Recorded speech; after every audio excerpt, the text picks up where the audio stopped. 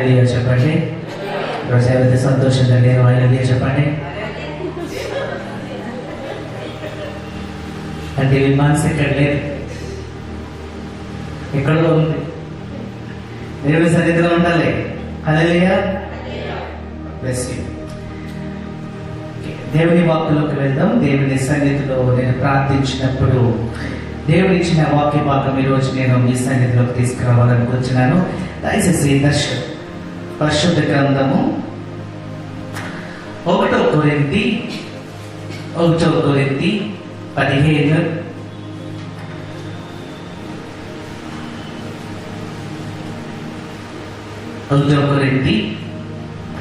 15:5. దేవుడు మనకి ఎంతో మంచి సమయం ఇస్తున్నాడు దేవుని వాక్కు వినడానికి. దయచేసి మీరు అందరూ రాసుకోవాలి, దేవుని వాక్కు నోట్ చేసుకోవాలి, ఒక బుక్ మెయింటైన్ చేసుకోవాలి. దేవుని సన్నిధిలో దేవుడు మాట్లాడే ప్రతి ఒక్క మాట మీరు రాసుకుంటే ఖచ్చితంగా దేవుడు మీకు ధైర్యపరుస్తాడు. ఎవరు లేనప్పుడు మీరు చదువుకున్నప్పుడు దేవుని వాక్కు మీ మీదకి బలంగా దిగొస్తుంది. దేవుడు సంతోషిస్తూ ధైర్యపరుస్తాడు. సో దయచేసి మీరందరూ నోట్ చేసుకోండి. నోట్ చేసుకొని దాన్ని ధ్యానించండి. సో దేవుని వాక్కు ధ్యానించినప్పుడు మన దేవుడు మనతోనే ఉంచాడు, మనతో ఉండాలి. దేవుడు ఎప్పుడు మనతో ఉండాలి. అది కొంచెం జనం కాదు, టీవీ కాదు, మనతో ఉంటాడు. దేవుడు మనతో ఉండాలి. దేవుడు మనతో ఉంటే ఖచ్చితంగా మనము ఆ దీవెనను పొందుకుంటాం. మీరు దేవుని వైపు చూడాలి. పరిశుద్ధాత్మ దేవుడితో మీరు నింపబడి ఉండాలి. ఇప్పుడే మీకు మేలు జరుగుతుంది, ఖచ్చితంగా మీకు ఆ మేలు జరుగుతుంది. 1 కొరింథీ 15:5-7 దాకా మనం చదువుకుందాం.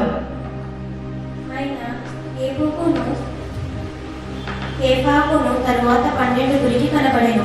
అటు పిమ్మట 500కు ఎక్కువైన సహోదరులకు ఒక సమయం అనేదే కనబడెను. వీరిలో అనేకులు ఇప్పటి వరకు నిలిచి ఉన్నారు, కొందరు నిద్రించిరి. తరువాత ఆయన యాకోబుకును వాడి తరువాత అపోస్తలులందరికీ కనబడెను. అందరికీ కడపడ ఆ కాలమందు పుట్టి ఉన్న నాకును కనబడెను. ఏలైనగా నేను అపోస్తలులందరిలో తక్కువ వాడను, దేవుని సంఘములో హింసించినందున అపోస్తలునబడుటకు యోగ్యులను కాను. అయినను నేనేమై ఉన్నానో అది దేవుని కృప వలనే అయి ఉన్నాను, మరియు నాకు అనుగ్రహింపబడిన ఆయన కృప. ఒకసారి మళ్ళీ 5:5-7 దాకా మనం చదువుకుందాం. 1 కొరింథీలు 15:5-7 దాకా ఒక్కసారి మనం చదువుకుందాం. ఆయన కేఫాకును తరువాత 12 కనబడెను. ఓకే, ఇక్కడ ఎవరు కనిపించాడు? దేవుడు, యేసయ్య. అంటే యేసయ్య చనిపోయిన తర్వాత తిరిగి లేచిన తర్వాత దేవుడు దాదాపు యేసయ్య 40 దినాలు ఇక్కడ ఉండిపోయాడు. 40 దినాలు ఒక్కొక్కరిని దేవుడు కలుసుకుంటూ వెళ్ళాడు, ఒక్కొక్కరిని కలుసుకుంటూ వెళ్ళాడు. ఫస్ట్ ఇక్కడ మనం చూస్తే అంటే స్త్రీలు కూడా కలుసుకున్నాడు. అంటే మన మగ్దలిని మరియా అందరూ వచ్చి కలుస్తారు. బట్ ఇక్కడ మనం చూస్తే మొదటగా ఎవరు దేవుడు కలుసుకున్నాడు? ప్రభు యేసు. ఎవరు కలుసుకున్నాడు? పేతురుని కలుసుకున్నాడు. కైపా అంటే ఎవరు? పేతురుని కలిసిన తర్వాత ఎవరిని కలుసుకున్నాడు? చదవమ్మా అందరూ. మీరందరూ దేవుని వాక్కు చూడాలి. దేవుని వాక్కు, దేవుని ప్రతి ఒక్క మాట మీరు చూడాలి. కాన్సన్ట్రేషన్ అంతా దేవుని మీద ఉండాలి. రోజు చూడండి, 1 కొరింథీలు 15:5-7 దాకా మనం చదువుకుంటాం. ఫస్ట్ దేవుడు చనిపోయిన తర్వాత దేవుడు తిరిగి లేచి ఎవరు కనిపించాడు? మొదటగా కేఫా ఎవరు? పేతురు కనిపించాడు. తర్వాత 12 కనబడెను. 12 మంది ఉన్నారా? 11 మంది ఉన్నారు కదా. చదవాలి. 11 మంది శిష్యులు కదా. యేసు ప్రభుకి ఎంతమంది శిష్యులు ఉన్నారు ఇప్పుడు ప్రెసెంట్? మనం 1 కొరింథీలో ఉన్నాం. ఇప్పుడు 1 కొరింథీలో అంటే ఎంతమంది శిష్యులు ఉన్నారు? యేసయ్య చనిపోకముందు 12 మంది, యేసయ్య చనిపోయిన తర్వాత ఎంతమంది? 11 మంది శిష్యులు ఉండాలి. ఇక్కడ తెలియజేసే మాట ఏంటంటే 12 మంది. అంటే 12 మంది శిష్యులు అంటే ఇట్స్ ఫిక్స్ నెంబర్. 12 అనేది ఫిక్స్ అయిపోయింది. అంటే యేసయ్యతో చాలా మంది ఉన్నారు. 12 మందే కాదు, చాలా మంది ఉన్నారు. ఆ చాలా మంది యేసయ్యతో నడిచేవారు. అంటే ఆ పొజిషన్ ఏదైతే ఉందో యూదా పొజిషన్ ఏదైతే ఉందో ఆ యూదా పొజిషన్ కి తీసుకోవడానికి ఆల్రెడీ ఇద్దరు కాంపిటీషన్ లో ఉన్నారు, ఆల్రెడీ ఇద్దరు రెడీగా ఉన్నారు. వారి కోసమే చిట్లేసి వాళ్ళని సెలెక్ట్ చేసుకుంటారు. ఇప్పుడు ఇక్కడ పరిశుద్ధాత్మ దేవుడు మనకేం తెలియజేస్తున్నాడంటే, మొదటిది కలిసింది ఎవరిని? పేతురుని. రెండోది 12 మంది, అంటే 11 మంది ప్లస్ ఆ 12 వ్యక్తి ఎవరో ఉండొచ్చు, ఆ శిష్యుడు ఎవరో ఉండొచ్చు. కానీ యూదా అయితే కాదు, యూదా ఆల్రెడీ చనిపోయాడు, ఊరేసుకుని చనిపోయాడు, అక్కడ వెళ్ళిపోయాడు. నెక్స్ట్ 500 మందికి కనిపించాడు పురుషుడు. 500 మందికి దేవుడు మళ్ళీ కనిపించాడు. 500 మందికి కనిపించిన తర్వాత నెక్స్ట్ ఎవరు వచ్చారు చూడమ్మా? యాకోబుకి దేవుడు కనిపించాడు. యాకోబు తర్వాత ఎవరు కనిపించాడు? అపోస్తులు అందరూ. ఎంతమంది? 72 మంది ఎంతో అపోస్తులు ఉన్నారు. కౌంట్ మనం చూస్తే 72 మంది అపోస్తులు ఉన్నారు. వీళ్ళందరికీ యేసయ్య కనిపించాడు.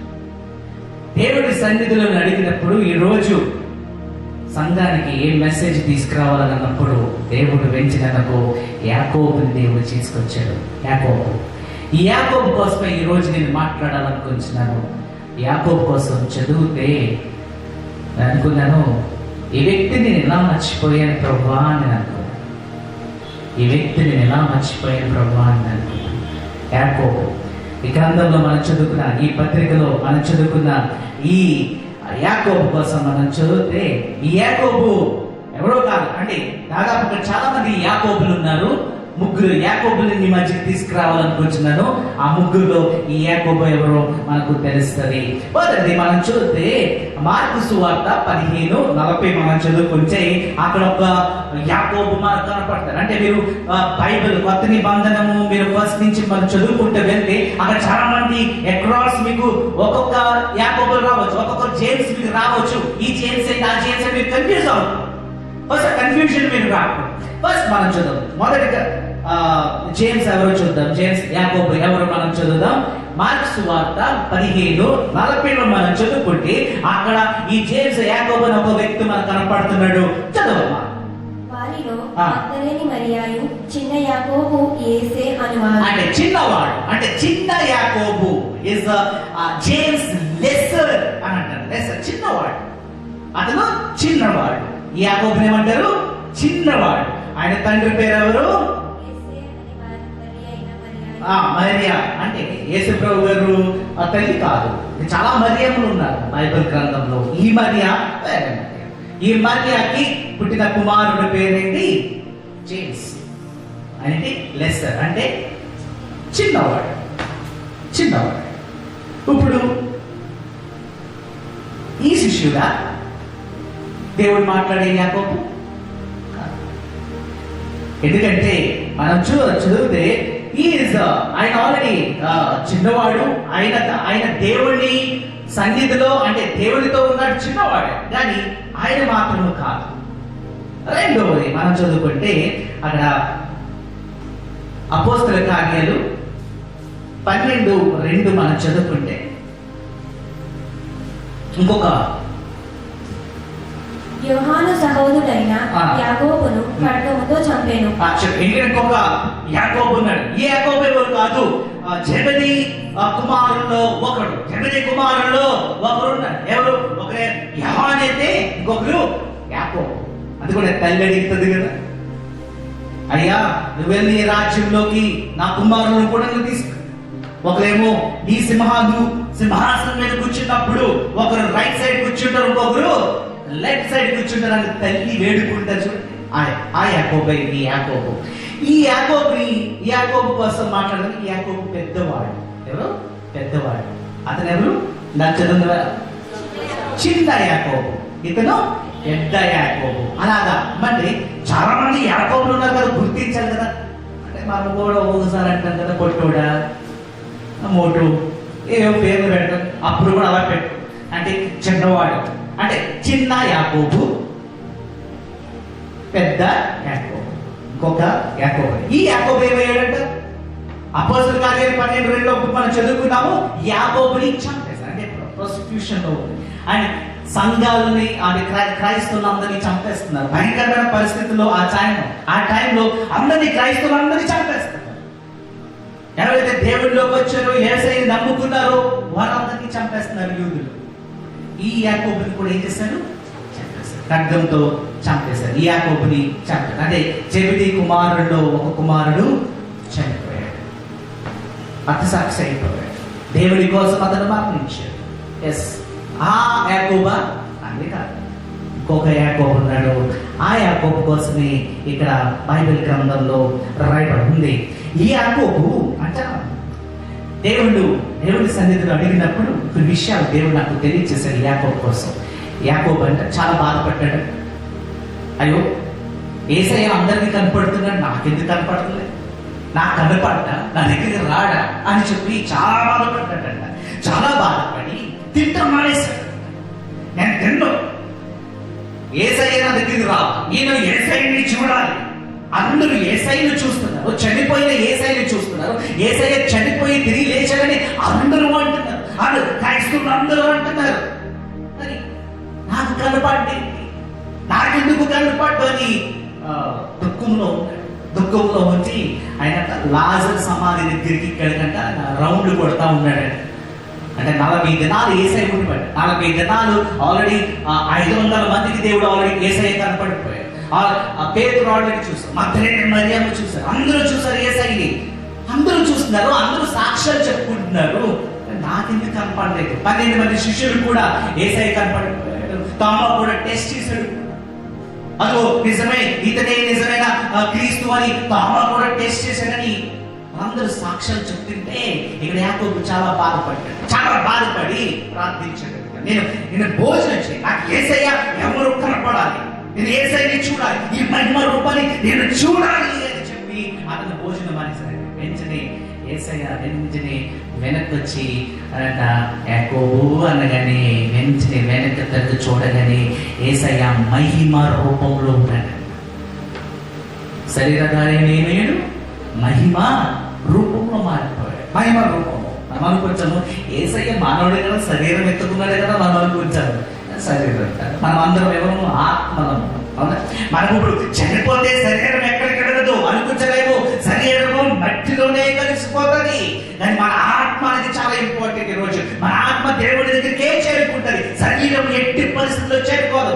ఈ రోజు రోగం వచ్చిందంటే రోగంకి మందులు ఉన్నాయేమో, కానీ అదే జబ్బు ఆత్మకు వస్తే ఆ జబ్బుని ఎవరు తీర్చగలరు? దేవుడు మాత్రమే ఆ జబ్బుని తీర్చగలడు. అనుకుంటున్నాను, నేను ఇది చేస్తే నేను పరలోకం అయిపోతుంది అనుకుంటున్నాను. ఛాన్స్ లేదు. నువ్వు ఎట్టి పరిస్థితుల్లో నువ్వు పరలోకం వెళ్ళలేవు. Without the presence of Jesus Christ వెళ్ళలేవు. మార్గం లేక నువ్వు వెళ్ళలేవు. నీకు ఆ దారి మార్గము ఒకరున్నారు, ఆల్రెడీ ఆ కర్త అక్కడ ఉన్నాడు నేను తీసుకెళ్ళడానికి. Is ready to take you. ఇప్పుడు ఈ జేమ్స్ అంట, ఈ యాకోబు అనుకున్నాడు మహిమ రూపాన్ని యేసయ్యని చూడగానే వెంటనే ఇతన్ని ఏమంటారంటే నీతిమంతుడు అంటారు. జేమ్స్ ది జస్టిస్ అని బైబిల్లో జస్టిస్, అతని పేరు జేమ్స్ ది జస్టిస్. అతని కోసం ఒక పుస్తకం, ఒక ఉత్తరం కూడా ఉంది బైబిల్ గ్రంథంలో. ఒక ఉత్తరం కూడా ఉంది, కొత్త నిబంధనలో చదివితే ఒక ఉత్తరం ఉంది, జేమ్స్ యాకోబ్ అని ఒక ఉత్తరం ఉంది. ఆ ఉత్తరం ఇతని పేరు. ఈ యాకోబు ఎవరు అంటే యేసయ్య తమ్ముడు, మరియమ్మకు పుట్టిన యాకోబు.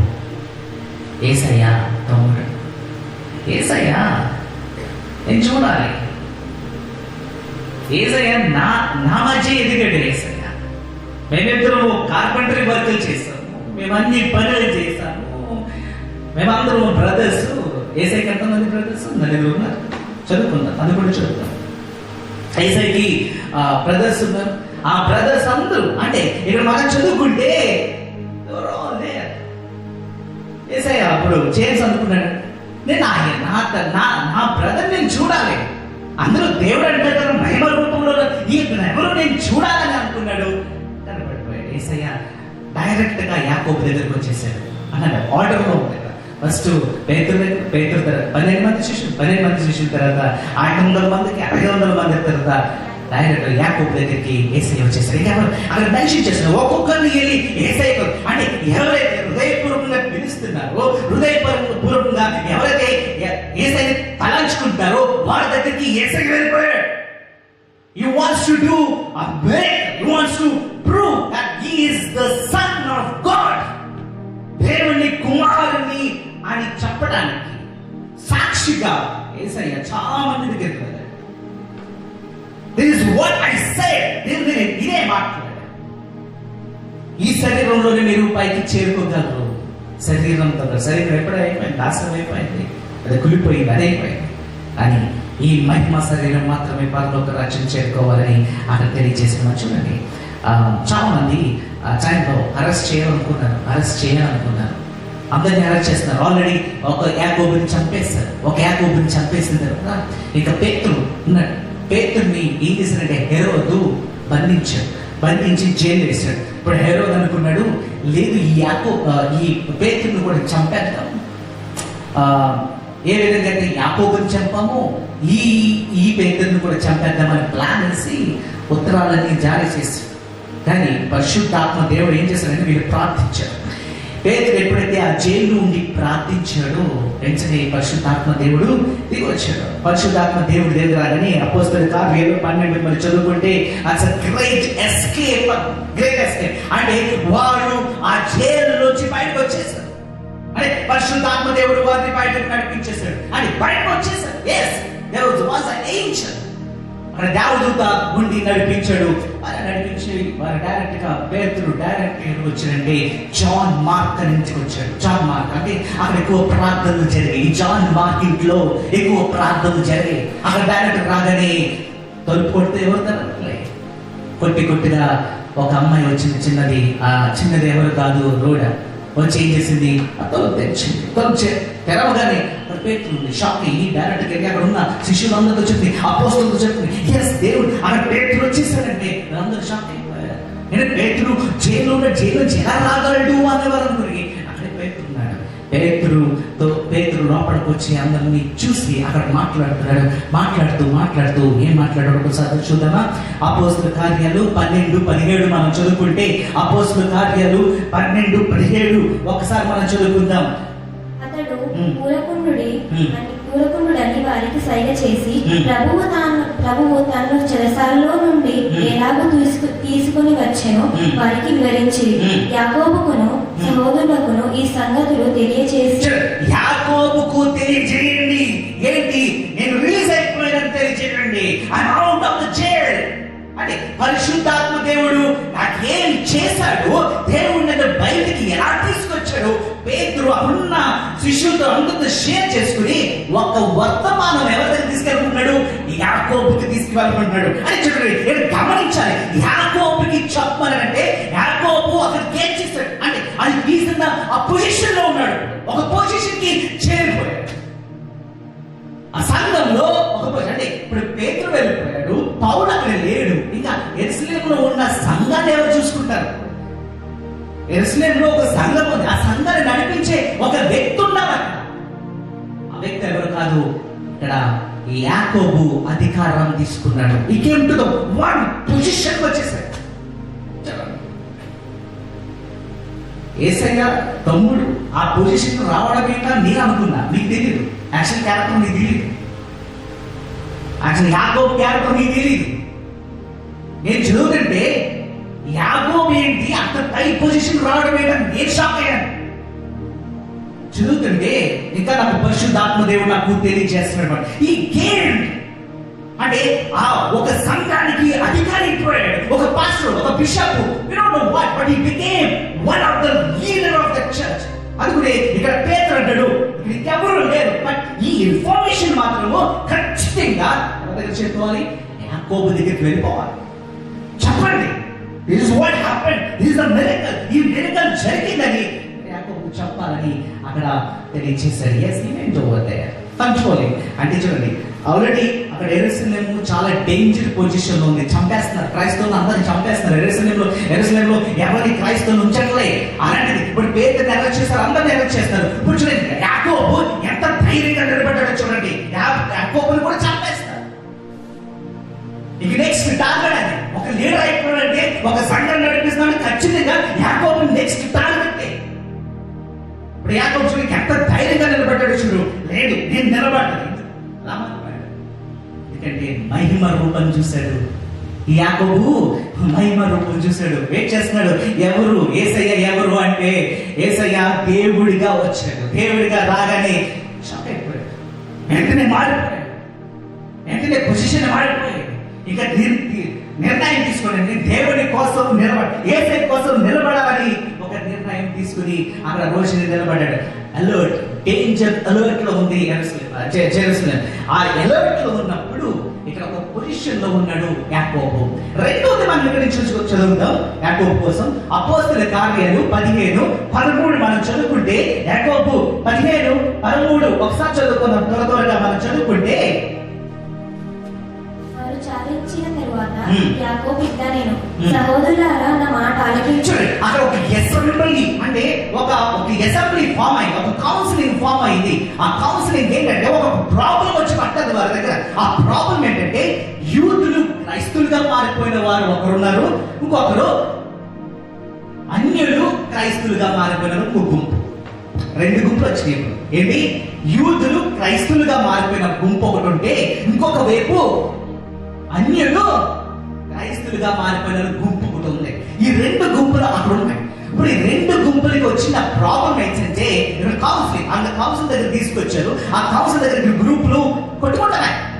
అంటే మీరే నిజమైన క్రైస్తవులు వారు అంటున్నారు, మీరు అంటారు, యూదులు అంటున్నారు లేదు, మీరు సున్నతి పొందుకుంటేనే, సున్నత పొందుకున్నవరే నిజమైన క్రైస్తవులు అని వారు అంటున్నారు. అంటే యేసయ్య యూదుడు కాబట్టి, ఆయన క్రీస్తు కాబట్టి, యూదుల నుంచి మీరు క్రిస్టియన్స్ వస్తేనే అది కరెక్ట్ క్రిస్టియన్స్ అని వారు ఒక వైపు నుంచి వాదిస్తుంటే, ఇంకొక వైపు నుంచి వీరే వాదిస్తారంటే, లేదు లేదు మేము అన్యులము, మేము అన్యులమైనప్పుడు దేవుడిని తెలుసుకున్నాము, మేము సున్నితి మేమే చేయించుకోవాలి, మేము ఎట్టి పరిస్థితి చేయించుకోము, మేము ఇలాగే వచ్చాము, కానీ ఇలాగే ఉంటే మేము మారు మనసు పొందుకుని మేము దేవుడిని వైపు వెళ్ళిపోతామని చెప్పి వాళ్ళు నిలబడ్డారు. సో దీని ఇద్దరు మధ్యన ఏంటంటే, నేను నిజమైన క్రైస్తవులు అంటే మేము నిజమైన క్రైస్తవులను వారి మధ్యన గొడవ జరుగుతున్న సమయంలో అక్కడ యాకోబు నిలబడి మాట్లాడాడు. ఏమని మాట్లాడాడంటే, ఏం మర్చిపోయారా? పేతురు లేడక, పేతురు మీరు మర్చిపోయారా? పేతురు ఏం చేశాడో తెలుసా? పరిశుద్ధాత్మ దేవుడు ఏం చేశాడు? పేతుర్ని పంపించాడు. ఎక్కడ పంపించాడు? కొర్నేలి ఇంటికి పంపించాడు. కొర్నేలి ఎవరు? అన్యుడు. అతను మారలేదా? అతను సున్నతి చేయించుకున్నాడు. అలాగే అన్యుడు, అతను క్రైస్తుడుగా మారాడు. అవునా? సో వీరు మారాలంటే వీరిలో కూడా పాజిటివ్నెస్ ఉంది అని చెప్పుకుంటూ ఎక్కడ తీసుకెళ్లాడంటే, పాతిని బంధంలో కూడా ఉంది తెలుసా? పాతిని బంధంలో కూడా అన్యులు కూడా మారారు. క్రైస్తులు అంటే వారు యూదులుగా మారారు, ఉన్నారు. దేవుడు ఎక్సెప్ట్ చేశాడు, వాళ్ళు కూడా దేవుడు ఎక్సెప్ట్ చేశాడు. అన్యులు యూదులుగా మారిన వారు కూడా దేవుడు ఎక్సెప్ట్ చేశాడని అక్కడ కింద వాక్యములు మనం చదువుకుంటే అక్కడ రాయబడి ఉంది. ఎస్ అంటే ఇప్పుడు చూడండి ఎంత నాలెడ్జ్ ఇతను పొందుకున్నాడు ఒకసారి మనం ఆలోచించండి. Very important. యాకోబు ఆ కనెక్షన్ ఎక్కడ తీసుకెళ్ళాడంటే, పాత నిబంధనలో ఉన్న మోషే దగ్గరికి తీసుకెళ్ళిపోయాడు. కనెక్షన్ అక్కడ కనెక్ట్ చేసుకున్నాడు, ధర్మశాస్త్రానికి కనెక్ట్ చేసుకున్నాడు. అంటే ఇతను ధర్మశాస్త్రంలో చాలా గ్రిప్ ఉండని వ్యక్తి అని మనం ఆలోచించాం. చాలా గ్రిప్ ఉంది అంటే ఆ లా ఫాలో అయ్యేవాడు. అందులో ఉన్న లాస్, అందులో ఉన్న సిస్టమ్ అంతా ఇతనికి బాగా తెలుసు. పాత నిబంధనలు అంతా తెలుసు ఇతనికి. ప్లస్ ఇక్కడ యేసయ్య అంటే ఏంటంటే, కొర్నేలిని తీసుకొచ్చి ఎస్ పేతురు వెళ్ళాడు, కొర్నేలితో మాట్లాడాడు. అంటే క్రియలు బట్టే కాదు, బట్ విశ్వాసం బట్టి పరిశుద్ధాత్మ దేవుడిని పొందుకుని మనం ఎప్పుడైతే మారు మనసు పొందుకుంటామో అప్పుడే మనకు నిజమైన క్రైస్తవులు అవుతామని అప్పుడు తెలియజేసినప్పుడు వెంటనే అని పేతురు వెళ్ళాడు కొర్నేలికి వెళ్ళి కొర్నేలికి అక్కడ బాప్తిజం ఇచ్చినట్టు కూడా మనకు తెలుసు. సో ఇక్కడ మనం తెలుసుకోవాల్సింది ఏంటంటే, ఆయన నిలబడి ఒక రెండు గ్రూపులకి ఆయన ఒక జస్టిస్ ఇచ్చాడు. ఎస్ గివెన్ జస్టిస్, ఒక తీర్పు చెప్పాడు. అక్కడ ఇట్స్ ఇంపార్టెంట్. ఆ పొజిషన్ ఇస్ వెరీ ఇంపార్టెంట్. చాలా పెద్ద గొడవ జరిగిపోతుంది అక్కడ. యూదులు అన్యులు కొట్టేసుకుంటున్నారు. ఆ టైంలో ఎవరో ఒకరు నిలబడాలి. యాకోబు నిలబడ్డాడు. was able to stand over there. మూడో గలతీయులకు రాసిన మెసేజ్ చాలా పెద్దది, మీరు అన్ని నోట్ చేసుకోవాలి. గలతీయులకు రాసిన పత్రిక 2:9-10 మనం చదువుకుంటే, గలతీయులు 2:9-10 మనం చదువుకుంటాం. త్వరగా చదవాలి. అనగా సున్నతి పొందిన వారికి అపోస్తులవుటకు పేతురును సామర్థ్యము కలుగ చేసిన వాడే అన్యజనులకు అపోస్తులవుటకు నాకును సామర్థ్యము కలుగ చేయమని వారు గ్రహించినప్పుడు సంబంధులకు ఎంచబడిన యాకోబు, కేఫా, యోహాను అను వారు నాకు అనుగ్రహింపబడిన స్తంభాలు. ఇక్కడ చూడండి, పౌలు తెలియజేస్తాడు, వీరు ముగ్గురు మెయిన్ పిల్లర్స్. ఎవరు? యాకోబు, కైఫా అంటే పేతురు, ఇంకొకరు యోహాను. వీరెవరంట? పిల్లర్స్. దే ఆర్ 3 అంటాడు, మెయిన్ పిల్లర్స్ అంటాడు. ఇక్కడ యాకోబు, పేతురు, యోహాను ఈ ముగ్గురు దేవుని సన్నిధిలో ఈ సంఘానికి ఆయన వారెవరు? మెయిన్ పిల్లర్స్ అని అక్కడ పౌలు మాట్లాడతాం. Main pillars. ఎస్, ఆర్డర్ చూస్తున్నారు మీరు. మొదటి పేరు ఎవరున్నారు? బైబిల్ గ్రంథంలో order is very important, very important. ఆ ఆర్డర్లో కూడా వాల్యూ ఎక్కువ ఉంది. ముందు ఎవరు రావాలి? పేతురు రావాలి. పేతురు తర్వాత కేఫా రావాలి, పేతురు తర్వాత యోహాను రావాలి, యోహాను తర్వాత యాకోబు రావాలి. కానీ ఇక్కడ మొదటి ఎవరి పేరు వచ్చింది? యాకోబు. పరిశుద్ధాత్మ దేవుడు రాయించాడు, యాకోబు. ముందు యాకోబు రావాలి. That's order changed. సిచ్యుయేషన్ మారిపోయింది. దేవుడు తిరిగి వచ్చిన దేవుడు, తిరిగి లేచిన యేసుని చూడగానే ఇక్కడ జేమ్స్ మారిపోయాడు, యాకోబు మారిపోయాడు. ఎలా? ఆయనలో ఉన్నది ఏంటి? అతనిలో ఉన్నది ఏం చూసి అప్పుడు చూడలేదు, ఇప్పుడు ఏం చూశాడు? Something is that. యేసులో ఏదో శక్తి ఉంది, ఆయన చూశాడు. ఆ శక్తి అతన్ని కంప్లీట్ గా మార్చేసింది. చూడండి, ఈ క్లైంబ్ ద ల్యాడర్. ఎక్కడో కింద ఉన్నవాడు ఏం చేశాడు? ఇప్పుడు ఆ ల్యాడర్, ఆ మెట్లు ఎక్కువ పై పొజిషన్కి వచ్చేసాడు. ఇప్పుడు ఈక్వల్, ఎవరితో ఈక్వల్ అయిపోయాడు? ఇప్పుడు పేతురు, యోహానులతో ఈక్వల్ అయిపోయాడు. ఈ యాకోబు యేసయ్యకున్న 12 మంది శిష్యులతో ఎప్పుడు నడవలే. 12 మంది శిష్యులు నడిచారేమో యేసయ్యతో, వారు చాలా ఇంపార్టెంట్. కానీ వారితో ఈ యాకోబు ఈక్వల్ అయిపోయాడంటే మీరు అర్థం చేసుకోండి ఆయన ఎన్ని ల్యాడర్స్ క్లైంబ్ అయిపోయాడో చూడండి. ఈ క్లైంబ్ ద ల్యాడర్, ఎక్కేసాడు, మెట్లు పైకి ఎక్కేసాడు, పై పొజిషన్కి వచ్చాడు. ఇప్పుడు అన్నాడు, పౌలు అన్నాడు, is one of the main pillar. ఒక పిల్లర్ అయిపోయాడు. Yes, is the pillar. యోహాను సువార్త 7:5 మనం చదువుకుంటే ఇప్పుడు యాక్షన్ స్టోరీ వస్తాం. ఇప్పుడు ఈ యాకోబు ఎవరు? యాక్చువల్గా చూస్తే యేసయ్య తమ్ముడే అవడానికి. యేసయ్య తమ్ముడే అంటే ఈ యాకోబు ఎవరు పుట్టాడంటే మరియమ్మ జోసెఫ్ కి, వారిద్దరు భార్య, వారిద్దరికి పుట్టాడు. యేసయ్య ఎలా పుట్టాడు? పరిశుద్ధాత్మ దేవుడు ద్వారాగా యేసయ్య పుట్టాడు. అంటే అక్కడ ఫీమేల్, మేల్ జనరేషన్ లేదు, ఓన్లీ ఫీమేల్. పరిశుద్ధరాలు ఎవరు? మరియమ్మ. ఆయన ద్వారాగా పరిశుద్ధాత్మ దేవుడు ఎప్పుడైతే తన మీదకి దిగొస్తాడో అప్పుడు పరిశుద్ధాత్మ దేవుడు యేసయ్యని రెడీ చేస్తాడు. ఎవరు? మరియంలో రెడీ చేసినప్పుడు యేసయ్య పరిశుద్ధుడిగా ఆయన బయటకు వస్తాడు. ఇప్పుడు ఈ యాకోబు ఎవరంటే మరియమ్మ జోసెఫ్ కు పుట్టిన కుమారుడు యాకోబు. కానీ సేమ్ బ్లడ్ జనరేషన్ మరియమ్మ నుంచే కదా వాళ్ళందరూ వచ్చారు. సో ఇక చదువుకుంటే ఈ యోహాను సువార్త 7:5 మనం చదువుకుంటే కింద భాగం చదవమా. ఆయన సహోదరులైనను ఆయన యందు విశ్వాసం ఉంచలేదు. విశ్వాసము ఉంచలేదు. యేసయ్య వారితో ఉన్నప్పుడు యేసయ్యని ఎప్పుడు నమ్మలే. అసలు యేసయ్య దేవుడు అని నమ్మలే. చాలా మంది క్రైస్తవులు చాలా మంది ఉన్నారు ఇప్పుడు బయట కూడా, ఎవరు యేసయ్య దేవుడు అని నమ్మరు. ఈ యాకోబు నమ్మలే. నా అన్నయ్య దేవుడు అవడం ఏంటి, దేవుడి కుమారుడు అవడం ఏంటి? ఈ రిజెక్టెడ్. ఎంతో చక్కగా గలిలేలో వాక్యం చెప్తున్న అందరికి బోధిస్తున్నాడు. ఎందుకు బోధిస్తున్నాడంటే యూదా దేశంలో క్రైస్తవుల్ని చంపేస్తారు. అందరినీ ఎవరైతే మారుతున్నారో, క్రీస్తులోకి మారుతున్నారో అందరినీ చంపేస్తారు. అంటే యేసయ్యని చంపేస్తారని అక్కడ ఆల్రెడీ న్యూస్ స్ప్రెడ్ అయిపోయింది. అంటే యూదా దేశంలో యేసుని చంపేస్తానికి రెడీగా ఉన్నారు అక్కడ. యేసయ్య ఏం చేస్తున్నాడంటే గలిలే దేశంలో అంతా తిరుగుతున్నాడు. గలిలే దేశంలో అంతా వాక్యం చెప్పుకుంటూ అందరి దగ్గరికి వెళ్తుంటే ఇప్పుడు ఈ అన్నయ్య, ఈ తమ్ముళ్ళు అంటే యాకోబు, ఇంకా మిగతా ఉన్న తమ్ముళ్ళు ఏమన్నారు తెలుసా? అలా నువ్వు ఇక్కడ ఏం చేస్తున్నావు? యూదా దేశానికి వెళ్ళిపో, ఇక్కడుంటే నేను ఎవరు పట్టించుకోను, నీ పేరు రాదు, నువ్వు అక్కడికి వెళ్తే నీకు గొప్ప పేరు వస్తుంది. ఎందుకంటే యూదా పెద్ద దేశం, పెద్ద ఊరు, అది సిటీ, అందరికీ తెలిసిపోతుంది నువ్వెవరు, నువ్వు దేవుని కుమారుడు అని అందరికీ తెలిసిపోతుంది. నువ్వు చేసిన అద్భుతాలు చూసి వాళ్ళు ఇంకా నేను మెచ్చుకుంటారు, ప్లస్ నువ్వు పై పొజిషన్కి వెళ్ళిపోతావన్నా. నువ్వు ఈ గలీలలో ఉండి నువ్వేం చేస్తావు చెప్పు? నీకు పేరు ఉండదు, ఏముండదు, అక్కడికి వెళ్ళి. యాక్చువల్లీ నీ ప్లాన్ ఏంటో తెలుసా?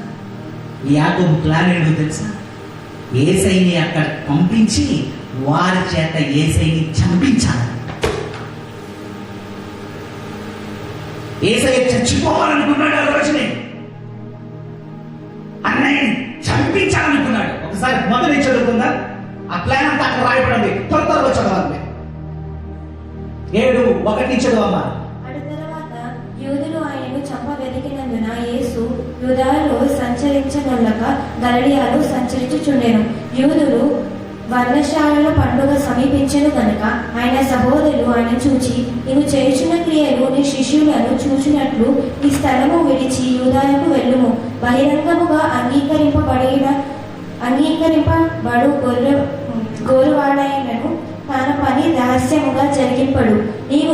నీవు ఈ కార్యములు చేయుచున్న ఎడల నిన్ను నీవే లోకమునకు కనబరుచుకుందు అని చెప్పిరి. ఆయన సహోదరులైనను ఆయన యందు విశ్వాసం ఉంచలేదు. యేసు, నా సమయం ఇంకా రాలేదు, నీ సమయం ఎల్లప్పుడూ సిద్ధముగానే ఉన్నది. ఇక్కడ సమయం రాలేదు. యాకోబు అంటాడు, నీ చచ్చిపోవాలనుకున్నావు యాకోబు, ఇంకా సమయం రాలేదు, వస్తాను ఖచ్చితంగా నేను చనిపోతా, కానీ ఇంకా సమయం రాలేదు, నీ తరం లేదు నాకు తెలుసు యాకోబు అని. యేసయ్య రోజు డైరెక్ట్ గా యాకోబుతో మాట్లాడాడు. వీళ్ళందరూ యేసయ్య చనిపోవాలనుకుంటున్నారు. చూడండి, ఇంచులో సొంత తమ్ముళ్ళే వారు యేసయ్య నీ చంపేయాలి, ఎందుకంటే వాళ్ళకి హెడ్ఏక్ అయిపోయింది. హెడ్ఏక్ యేసయ్య ఎక్కడికైనా పేరు వచ్చేస్తుంది. అది అందరూ వచ్చి మీ కుమారుడు మీ అన్న ఇంట్లో ఉన్నాడా లేదా, మా అందరినీ రోగుల్ని వాళ్ళ దగ్గర తీసుకొస్తుంటే మీరు సహించుకోవాలి. నిందలు ఆయన కోసం మీరు నిందలు ఎదుర్కోవాల్సి వచ్చింది. యూదులందరూ నేను దూరం పెట్టేశారు, యూదులందరూ మమ్మల్ని దూరం వేసేసారు, వేసేసారు. ఇప్పుడు మేము ఎలా యేసయ్య చచ్చిపోతే బెటర్ కదా అనుకుంటారు. ఎంతమంది తమ్ముళ్ళు? మత్తయి సువార్త 13:55. మత్తయి సువార్త 13:55 ఒకసారి చదువు.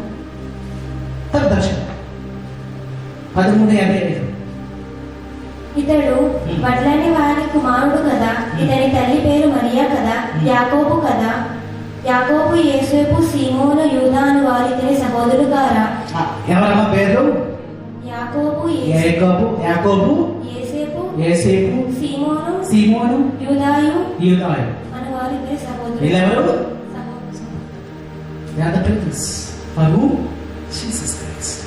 యాకోబు మొదలుడే అనుకున్నాడు చచ్చిపోవాలి. ఇలాంటి వ్యక్తి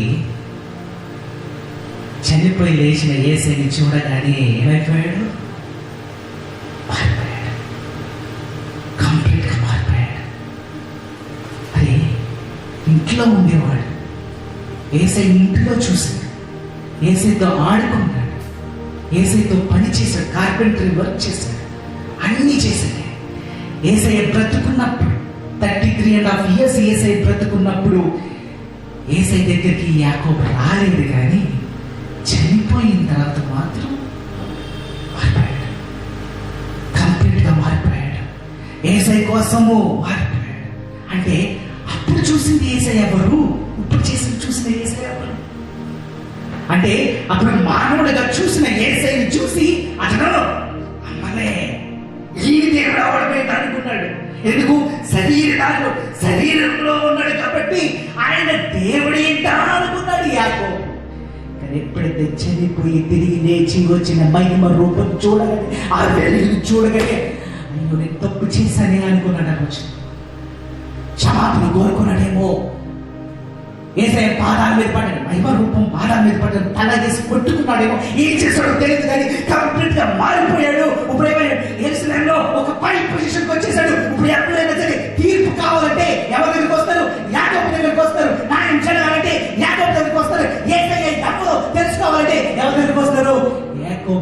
వస్తున్నాడు చూడండి, ఆయన పొజిషన్కి వచ్చేసాడు. తిరిగి లేచిన బాడీని చూడగానే మారిపోయాడు. ఆ మహిమ రూపాన్ని ఆ రోజు నాకు చూశాను. ఇప్పుడు యాకోబు అంట అక్కడున్న యూదులు, యెరూషలేములో ఆ యూదులు అనుకున్నారు. యాకోబు మంచిగానే చెప్తున్నాడు. అంటే ఆయన బోధ ఎక్కువ దేని మీద ఉంది? ధర్మశాస్త్రం మీద ఎక్కువ బోధ. ఈ ధర్మశాస్త్రం మీద ఎక్కువ బోధ చెప్తున్నాడు. ఇక్కడున్న క్రైస్తవులు ఉన్నారు, వీళ్ళందరినీ తీసుకొచ్చి ఆయన చేతే పరిశుద్ధ గ్రంథం నుంచి ఈ ధర్మశాస్త్రం కొన్ని విషయాలు మనకు తెలియజేస్తే మారిన యూదులందరూ మళ్ళీ తిరిగి, క్రైస్తవులందరూ మళ్ళీ తిరిగి యూదులుగా మారిపోతారు అని అనుకుని అక్కడ యాజకులు పెద్దలందరూ, యెరూషలేములో ఉన్న యూదులు పెద్దలందరూ అనుకుని ఈ యాకోబుని తీసుకొచ్చారు. యాకోబు అంటారు, ఇప్పుడు నువ్వు ధర్మశాస్త్రం కోసం చెప్పు, నువ్వు బాగా చెప్తున్నావు. అంటే మీరు యేసయ్య కోసం ఎక్కువ పబ్లిక్ మీటింగ్స్ ఇవ్వలేదు. సో ఈయన ఏమనుకున్నారంటే మందిరంలో ఉన్నాడు కదా, ఖచ్చితంగా ఈయన ధర్మశాస్త్రం కోసమే చెప్తాడని అనుకున్నారు. అని యాకోబుని నిలబెట్టారు. యాకోబుని తీసుకెళ్ళి ఎక్కడ నిలబెట్టారో తెలుసు? మందిరం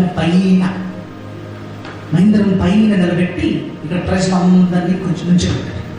వాళ్ళందరూ ప్రజలందరూ వచ్చారు. ప్రజలందరూ క్వశ్చన్ ఇస్తారు. ఏమని క్వశ్చన్ ఇస్తారంటే యాకోబుకి, యాకోబు నువ్వు నీతిమంతుడు అని మేము అందరం నమ్ముతున్నాం, నువ్వు నిజంగా బైబిల్ గ్రంథంలో కూడా ఆయన కోసం రాయబడింది ఏంటంటే యాకోబు నీతిమంతుడు అని రాయబడింది. అంటే అతను నీతిమంతుడు, అతను ఏ పాపం లేదు, పరిశుద్ధాత్మ దేవుడు తెలియజేస్తున్నాడు. ఇక్కడ ఉన్న యూదులందరూ మారిన యూదులందరూ ఏమంటున్నారంటే, పురుషుడు నువ్వు నీతిమంతుడు కదా, పురుషుడు ఈ క్రైస్తవులు అందరూ ఉన్నారు, ఎక్కడికి వెళ్తారు? ఆ యేసయ్య నిజంగా చనిపోయి పైకి వెళ్ళాడా? మనందరం పైకి వెళ్తామా అని ఈ క్వశ్చన్ అందరికి వచ్చిన క్వశ్చన్ లేదు. చనిపోయిన తర్వాత మనం డైరెక్ట్ పైకి వెళ్ళిపోతామా? యేసయ్య పైకి వెళ్ళాడు, ఆ పైన యేసయ్య సింహాసనం మీద కూర్చున్నాడా అని అందరూ క్వశ్చన్ వేస్తుంటే అదే యాకోబు ఆన్సర్ ఏమిచ్చాడంటే, ఆ నీతిమంతుడి కోసం నన్ను అడగకండి, ఆ యేసు కోసం నన్ను అడగకండి. నాకు తెలిసింది ఏంటంటే ఆయన అక్కడ ఇప్పుడు తండ్రి పక్కన సింహాసనం మీద కూర్చుని ఉన్నాడు.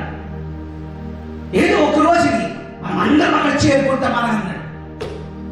అన్నగానే ఇక్కడ యూదులందరూ, అక్కడ యాజకులందరూ ఇదేంటి ఇలా మాట్లాడుతున్నాడండి, యేసయ్య కోసం సింహాసనం కోసం మాట్లాడుతున్నాడండి, అక్కడ కూర్చుంటాడని మాట్లాడుతున్నాడండి, ఇక్కడ రివర్స్ అయ్యింది ఏంటని అనుకుని మీరేం చేశారంటే అందులో ఒకడు రొమ్ముని కొట్టుకుంటూ మొదలు పెట్టాడు. యూదులు అప్పుడు ఏదైనా జరిగితే వాళ్ళ ఎగేన్స్ట్ ఏమైనా జరిగితే వాళ్ళు రొమ్ము వేసి కొట్టుకుంటారు. ఆ రొమ్ముని కొట్టుకుంటూ వారు ఏమనంటే నీతిమంతుడు తప్పు చేశాడని వారు రొమ్ముని కొట్టుకుంటుంటే వీళ్ళందరూ చూసి, అక్కడున్న జనం అందరూ చూసారంటే ఒకరు మాట్లాడుతుంది అదే ఫాలో అయిపోతారు. ఆయన వాళ్ళు చూసి నీతిమంతుడు తప్పు మాట్లాడాడు, నీతిమంతుడు తప్పు అని అందరూ రొమ్ముని కొట్టుకుంటూ మొదలు పెట్టారు. రొమ్ముని కొట్టుకుంటూ మొదలు పెట్టినప్పటికీ ఇక డైరెక్ట్ గా ప్రజల ముందే మాట్లాడాడు. ఆయన సింహాసనం మీద కూర్చుంటాడని డైరెక్ట్ గా మాట్లాడగానే పైనుంచి ఆయన తోసేశారు. యాకోబుని పైనుంచి తోసేశారు, కింద పడిపోయాడు. అంటే బిల్డింగ్ పైనుంచి కింద పోయగానే చచ్చిపోతాడు అనుకున్నారు, కానీ సావలేదు. అలాగే నిలబడి అక్కడ సంతోషంతో అంటున్నాడు, నిజంగా దేవుడు ఉన్నాడు, మీరెందుకు నమ్మట్లేదు, యేసయ్య నిజమైన దేవుడు అని అక్కడ వారికి నేర్పిస్తున్నప్పుడు ఇంకా వారికి కోపం వచ్చింది. అందులో ఒక యూదునంట, వాడు బట్టలు ఉతికేవాడు, లాండ్రీ మ్యాన్, బట్టలు ఉతికేవాడు. ఆ బట్టలు ఉతికడానికి ఒక పెద్ద కర్ర ఉండేది, వాడిని ఆ కర్ర వేసి కొట్టాలి. బట్టలు అప్పుడు కొట్టేవాడు, చాలా హార్డ్గా ఉంటుంది, చాలా లావుగా ఉంటుంది. ఆ కర్ర తీసుకొచ్చి డైరెక్ట్గా తలకేసి కొట్టాడంట యాకోబుకి. ఆ తలకే పేస్ట్ అయిపోయి అక్కడ చనిపోయాడు యాకోబు. అక్కడికక్కడ చనిపోయాడు. తలకి బద్దలైపోయింది, 2 భాగాలు అయిపోయిందట. యాకోబుని ఆ రోజుని చంపేశారు, ఆ కర్రని చంపేశారు. కానీ ఇక్కడి నుంచి మనం నేర్చుకోవాల్సింది ఏంటంటే లాస్ట్ మూమెంట్ దాకా ఆ యేసయ్య కోసం మనం నిలబెట్టాడు. యేసయ్య నిజమైన దేవుడని నిలబెట్టాడు. ఆయన సింహాసనం మీద కూర్చున్నాడని అక్కడున్న యూదులకి, మారిన క్రైస్తవులకి, అందరికీ, యాజకులకి అందరికీ తెలియజేశాడు. ఆయన నిజమైన దేవుడు, ఆయన సింహాసనం మీద కూర్చున్నాడని తెలియజేశాడు. ఈ proclaim direct to the people. Yes, ఆ రోజుని తెలియజేశారు. చూడండి, రోజు మనము నేర్చుకోవాల్సిన పాఠం ఏంటంటే, యాకోబు యేసయ్య ముందు నుంచున్నాడండి. రోజు మనం చూడండి, ఆయన చనిపోయాడు, కానీ ఆయన శరీరము, ఆయన మహిమ శరీరమై ఉన్నాడు. ఎవరు? యాకోబు. ఖచ్చితంగా ఎక్కడ చేరుకుంటాడు? పరలోకం చేరుకుంటాడు. యేసయ్య రాగానే మళ్ళీ అతను మళ్ళీ ఫామ్లోకి వచ్చేస్తాడు, మళ్ళీ ఆ మహిమ శరీరంలోకి వచ్చేస్తాడు. ఎవరైతే చనిపోయారో వారందరూ మహిమ శరీరంలోకి మారిపోతారు. ఎవరైతే బ్రతుకున్నారో వారు కూడా ఆ శరీరం వెళ్ళిపోయి ఏమొస్తుంది? మహిమ శరీరం వచ్చేస్తుంది. బ్రతికున్న వారికి మహిమ శరీరం వస్తుంది. చనిపోయే వారు కూడా ఆ మహిమ శరీరం ఎత్తుకుని ఎక్కడికి వెళ్తారు? యేసయ్య దగ్గరికి వెళ్ళిపోతారు. ఈ డైడ్ ఫర్ క్రైస్ట్. ఒకప్పుడు యేసయ్యని చంపేయాలనుకున్నాడు. యేసయ్య నాకెందుకు, నాకు యేసయ్య వద్దనుకున్నాడు. యేసయ్య దగ్గర నాకు చాలా ప్రాబ్లమ్స్ వస్తున్నాయని అనుకునే వ్యక్తి ఈరోజు యేసయ్య కోసము పబ్లిక్ లో నడి రోడ్డు మీద యేసయ్య కోసం చనిపోయాడు. యేసయ్య కోసం చనిపోయాడు. 33 years మారం లేని వ్యక్తి 3 నిమిషాలు యేసయ్య కనబడి ఉంటాడు. 3 నిమిషాలు. యేసయ్య బ్రతుకున్నప్పుడు చాలా ఛాన్స్ ఇచ్చాడు, కానీ యేసయ్య చనిపోయిన తర్వాత జస్ట్ ఓన్లీ 3 minutes మాత్రమే దేవుడు ఇచ్చాడు. 3 నిమిషాలు. ఆ 3 నిమిషాలు యాకోబు మారిపోయాడు. What change? ఏం మార్చింది? అతను యాకోబు యేసయ్యని అన్నలాగా చూడలేదు. బ్రతుకున్నప్పుడు అన్నలాగా చూశాడు. ఆయన చనిపోయిన తర్వాత దేవుడిగా చూశాడు. ఆయన చనిపోయినాక దేవుడిగా చూశాడు కాబట్టి యేసయ్య కోసం చనిపోవడానికి కూడా రెడీ అయిపోయాడు. అందరూ అనుకుంటారు యేసయ్య దేవుడి కాదు, శరీరము, ఆయన కూడా ఒక అవతారం ఎత్తుకుని వచ్చాడు అనుకున్నారు. కానీ అవతారకి ఎగ్జాక్ట్ డెఫినేషన్ ఇచ్చిందే యాకోబు. ఈ శరీరం అంటే ఇలా ఉంటుందా, చనిపోయిన శరీరం ఎలా ఉంటుంది చూసి షాక్ అయిన వ్యక్తే యాకోబు.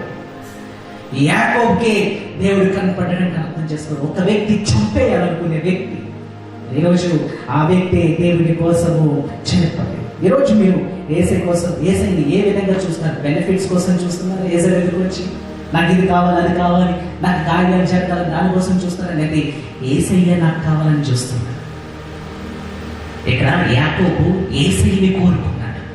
నాకు యేసయ్య కనపడితే నేను భోజనం చేస్తాను అనుకున్నాడు. యేసయ్య కావాలని అనుకున్నాడు కాబట్టి ఆయన లాస్ట్ మూమెంట్ దాకా అతను నిలబెట్టాడు. ఇతను దేవుడిని ఎలా తెలిసింది? అతనికి దేవుడిని ఎలా తెలిసింది? అన్నగా దేవుడికి ఎలా మారిపోయాడు? త్వరగా కొన్ని విషయాలు మీకు తెలియజేస్తాను. చూడండి, ఈ క్రిస్టియన్లో మనం ఫాలో అయ్యేది ముగ్గురిని. ఏంటి? ట్రినిటీ అంటారు. ఆ ట్రినిటీ ఏంటంటే తండ్రి, కుమార, పరిశుద్ధాత్మ దేవుడు మనం ఫాలో అవుతాం.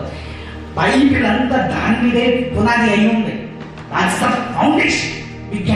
బైబిల్ మనం స్టార్ట్ చేస్తే ఫస్ట్ కనపడేది మనకి తండ్రి, తర్వాత మనకు కనపడేది పరిశుద్ధాత్మ దేవుడు, దానికి కనపడేది మనకు కుమారుడు. ఈ ముగ్గురు వ్యక్తులు అక్కడ ఉంటారు. కానీ బైబిల్ ఉందంటే బైబిల్కి మేలు పునాది వీళ్ళు ముగ్గురు, తండ్రి, కుమార, పరిశుద్ధాత్మదే. ఇప్పుడు ముగ్గురులో ఒకరు లేకపోయినా కానీ బైబిల్ ఎందుకు పనికిరాదు? ఎందుకంటే ఈ ముగ్గురు బైబిల్కి మెయిన్ పునాది, మెయిన్ పిల్లర్స్. ఒక్కరిని తీసేసినా కానీ బైబిల్ పడిపోతుంది. స్టార్టింగ్ నుంచి దాని మీద డిపెండ్ అయ్యి ఉంది బైబిల్ గ్రంథం మనం చదువుకుంటే. ఇప్పుడు మీరు అనవచ్చు ముగ్గురు కదా, ఈ ముగ్గురు వ్యక్తులు వేరే వేరే అవ్వచ్చు అంటే ముగ్గురు దేవుడు ఉన్నారా మనకంటే? అది చూడండి, ముగ్గురు దేవుడు, తండ్రి, కుమార, పరిశుద్ధాత్మ, వీళ్ళు ముగ్గురు కలిపి ఒకరే. కానీ మనం చూసే విధానం అనేది డిఫరెంట్. అంటే తండ్రిగా చూస్తున్నాము, ఇంకొకటి మనము కుమారుడిగా చూస్తున్నాము, ఇంకొకటి పరిశుద్ధాత్మ దేవుడిగా మనం చూస్తాం. కొన్ని విషయాలు మీకు తెలియజేస్తాం. త్వరగా రిఫరెన్స్ మనం చదువుదాము. ఈ ముగ్గురు ఎలా వచ్చారో మనం చదువుకుందాం. కీర్తనలో త్వరగా చదువు. కీర్తనలో 110 ఒకసారి చదువు. కీర్తనలో 110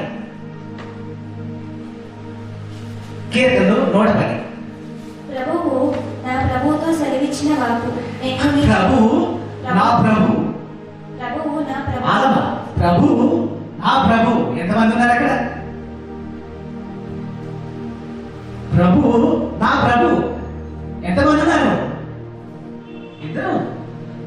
ఇద్దరు.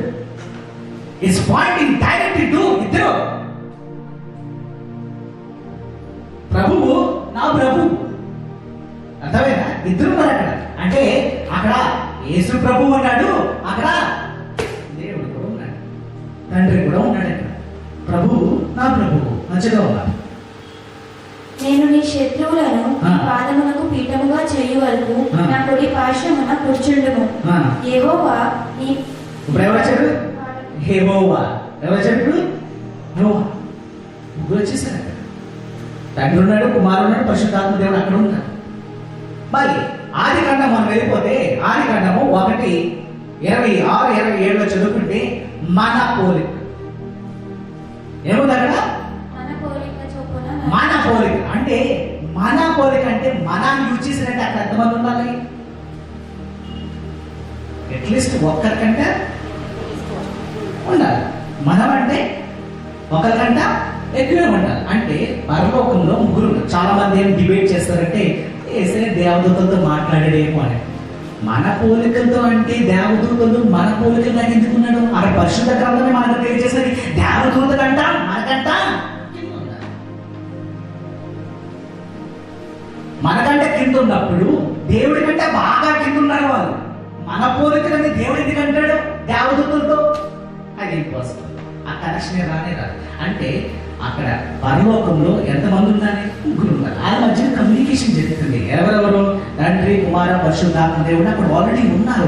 వారి మధ్యన డిస్కషన్ జరుగుతుంది. ఈ డిస్కషన్ ఏంటంటే మనకు ఒక నరుడిని తయారు చేద్దామని వాళ్ళు డిస్కషన్ లో పెట్టుకున్నారు. వాళ్ళు కమ్యూనికేట్ చేస్తారు. అంటే ఈ భూమి రాకముందే, ఈ భూమి తయారు చేయకముందే ఆల్రెడీ అక్కడ దేవుడు ఎగ్జిస్ట్ అయ్యాడు. అంటే దేవుడు ఎంతమంది ఉన్నారు? ముగ్గురు ఉన్నారు. ఆ ముగ్గురు ఎవరు? తండ్రి, కుమార, పరిశుద్ధ. వారి మధ్యది డిస్కషన్ జరిగేది. It use to be discussion. అంటే దేవుడు ఒంటరిగా లేడు. దేవుడు ఒంటరిగా లేడు. ఎంతమంది ఉన్నారు? ముగ్గురు ఉన్నారు. ఈ ముగ్గురు ఎవరు? ముగ్గురు ఒక్కరే. దాని ముగ్గురు డిస్కషన్. ఇప్పుడు తండ్రి ఏసైతో మాట్లాడితే ఏసయ్య పరిశుద్ధాత్మ దేవుడు, పరిశుద్ధాత్మ దేవుడు తండ్రితో మాట్లాడితే ఏసయ్య తండ్రితో. వారి మధ్యన డిస్కషన్ ఎప్పుడు ఉండేది. అందుకనే వారు డిస్కషన్ చేసుకుంటూ అంటారు మన పోలిక బట్టి మనం ఒక నరుడిని చేద్దాం అనుకున్నారు. ఈ భూమి ఇదేమి తయారు చేయక ముందే దేవుడు ఎగ్జిస్ట్ అయ్యాడు. దేవుడు అందరూ అంటారు దేవుడిని ఎవరు తయారు చేస్తారు? ఇప్పుడు మనుషులు మనకి బ్రెయిన్ ఎలా ఉంటుందంటే ఎక్కడికో అనుకుంటారు. అసలు మనకి ఎలా పుట్టామో అనేది తెలియదు, మనం ఏంటి మనకు తెలియదు. ఇప్పుడు దేవుడిని ఎవరు తయారు చేశారు ఆయన తెలిసేసుకుంటారు, రెడీ అయిపోతాం. దేవుడు ఎవరు తయారు చేయరు. దేవుడు ఎగ్జిస్ట్ అయ్యాడా? దేవుడిని ఎవరు తయారు చేయరు. అది తయారు చేయాలంటే కేవలం దేవుడే తయారు చేయగలడు. దేవుడు ఇంకొకరు ఎవరు తయారు చేయలేరు. దేవుడిని ఎవరు తయారు చేయలేరు. దేవుడు ఎగ్జిస్టెడ్ లైక్ దట్. ఆయన పవర్ అంతం కదా. ఆయన ఆది అంతం కూడా అతనే. అతనికి మరణం ఎప్పుడు రాదు. అసలు మరణమే లేదు. అతనికి క్రియేట్ అవ్వలేదు. ఎందుకంటే ఆల్రెడీ ఎగ్జిస్టింగ్ కాదు. ఆయన క్రియేట్ అవ్వడు. ఎవరు క్రియేట్ చేయలేరు. అతనే క్రియేట్ చేయగలడు. అతనే తయారు చేయగలడు. అతను భూమి, ఆకాశం, నక్షత్రాలు ఇవన్నీ ఆయనే తయారు చేశాడు. మన కాలేజ్ దృష్టిలో చూస్తారు. తయారు చేశాడు. తయారు చేసి ఎంత పెట్టాడు. ఎంతమంది ఉన్నారు? ముగ్గురు ఉన్నారు. ఈ ముగ్గురు ఎప్పుడున్నారు? భూమి అంతా తయారవక ముందే పరలోకంలోనే వాళ్ళ ముగ్గురు ఉన్నారు. తండ్రి, కుమార, పరిశుద్ధాత్మ దేవుడు ముగ్గురు ఉన్నారు అక్కడ. మలాకి 3:1 కొత్తగా చదవాలి రెఫరెన్సెస్. మలాకి 3:1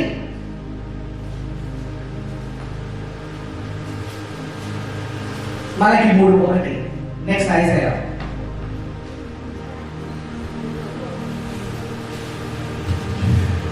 ఇదిగో నాకు ముందుగా మార్గము సిద్ధపరచుటకై నేను నా దూతను పంపుచున్నాను. మీరు వెతుకుచున్న ప్రభువు అనగా మీరు కోరి నిబంధన దూత తన ఆలయమునకు హఠాత్తుగా ఇదిగో నాకు ముందుగా మార్గము సిద్ధపరచుటకై నేను నా దూతను పంపుచున్నాను. నా ఎవరు? నా దూత. మనుషులు. ఇదిగో నాకు ముందుగా మార్గము సిద్ధపరచుటకై నేను నా దూతను పంపుచున్నాను. మీరు వెతుకుచున్న ప్రభువు అనగా మీరు కోరు నిబంధన దూత. ఎంతమంది ఉన్నారు అక్కడ? ప్రభు ఉన్నాడు, దూత ఉంది, ముగ్గురు ఉన్నారు అక్కడ. ముగ్గురు ఉన్నారు అక్కడ. మాట్లాడిన వారి మధ్యనే ముగ్గురు ఉన్నాడు అక్కడ. పరిశుద్ధాత్మ దేవుడు ఉన్నాడు, ప్రభు ఉన్నాడు, యేసు ఉన్నాడు అక్కడ. ముగ్గురు ఉన్నారు అక్కడ. ఓకేనా?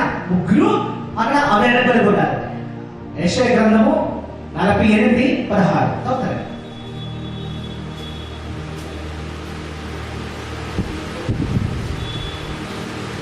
ఆది నుండి నేను రహస్యముగా మాట్లాడిన వాడను కాను. అది పుట్టిన కాలం మొదలుకొని నేను అక్కడ నున్న వాడను. ఇప్పుడు ప్రభువకు యెహోవాయు ఆయన ఆత్మయు నన్ను పంపాను. ఎంతమంది వచ్చారు ఇప్పుడు? వచ్చారు లాస్ట్ లైన్. ఇప్పుడు ప్రభువకు యెహోవాయు యెహోవా ఆయన ఆత్మయు ప్రభు యెహోవా కుమారుడు తండ్రి పరిశుద్ధాత్మ. ఆ ముగ్గురికి టైటిల్ ఉంటుంది, ఒకటే టైటిల్, ఒకరే టైటిల్. But result same. తండ్రిగా కనపడుతున్నాడు, కుమారుడిగా కనపడుతున్నాడు, పరిశుద్ధాత్మ దేవుడిగా కనపడుతుంది. ముగ్గురు ఒకటే, ప్రభు, దూత, యెహోవా. సేమ్. ఎస్, నెక్స్ట్ మనం చదువుకుంటే కొత్త నిబంధన ఒకసారి డెట్రానమీ 6:4. డెట్రానమీ 6:4 సారీ, డెట్రానమీ 6:4. ద్వితీయోపదేశ కాండం 6:4.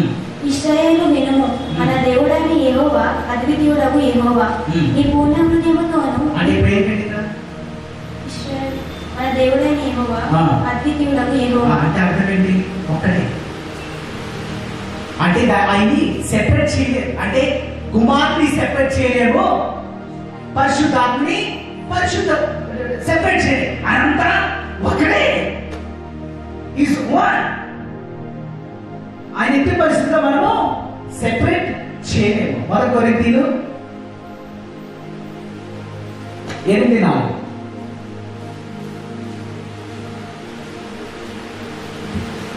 కాబట్టి విగ్రహములకు బలిగా అర్పించిన వాటిని తినుట విషయము లోకమునందు విగ్రహము వాటిదనియు ఒకడే దేవుడు తప్ప వేరొక దేవుడు లేడని. ఒకే దేవుడు తప్ప ఇంకేరే దేవుడు లేరు. ఒకే దేవుడు, ఒకే దేవుడు. ఆయనకి తండ్రి, కుమార, ఒకే దేవుడు. ఒక్కరికంటే ఎక్కువ దేవుడు లేడు. లూకా 1:37.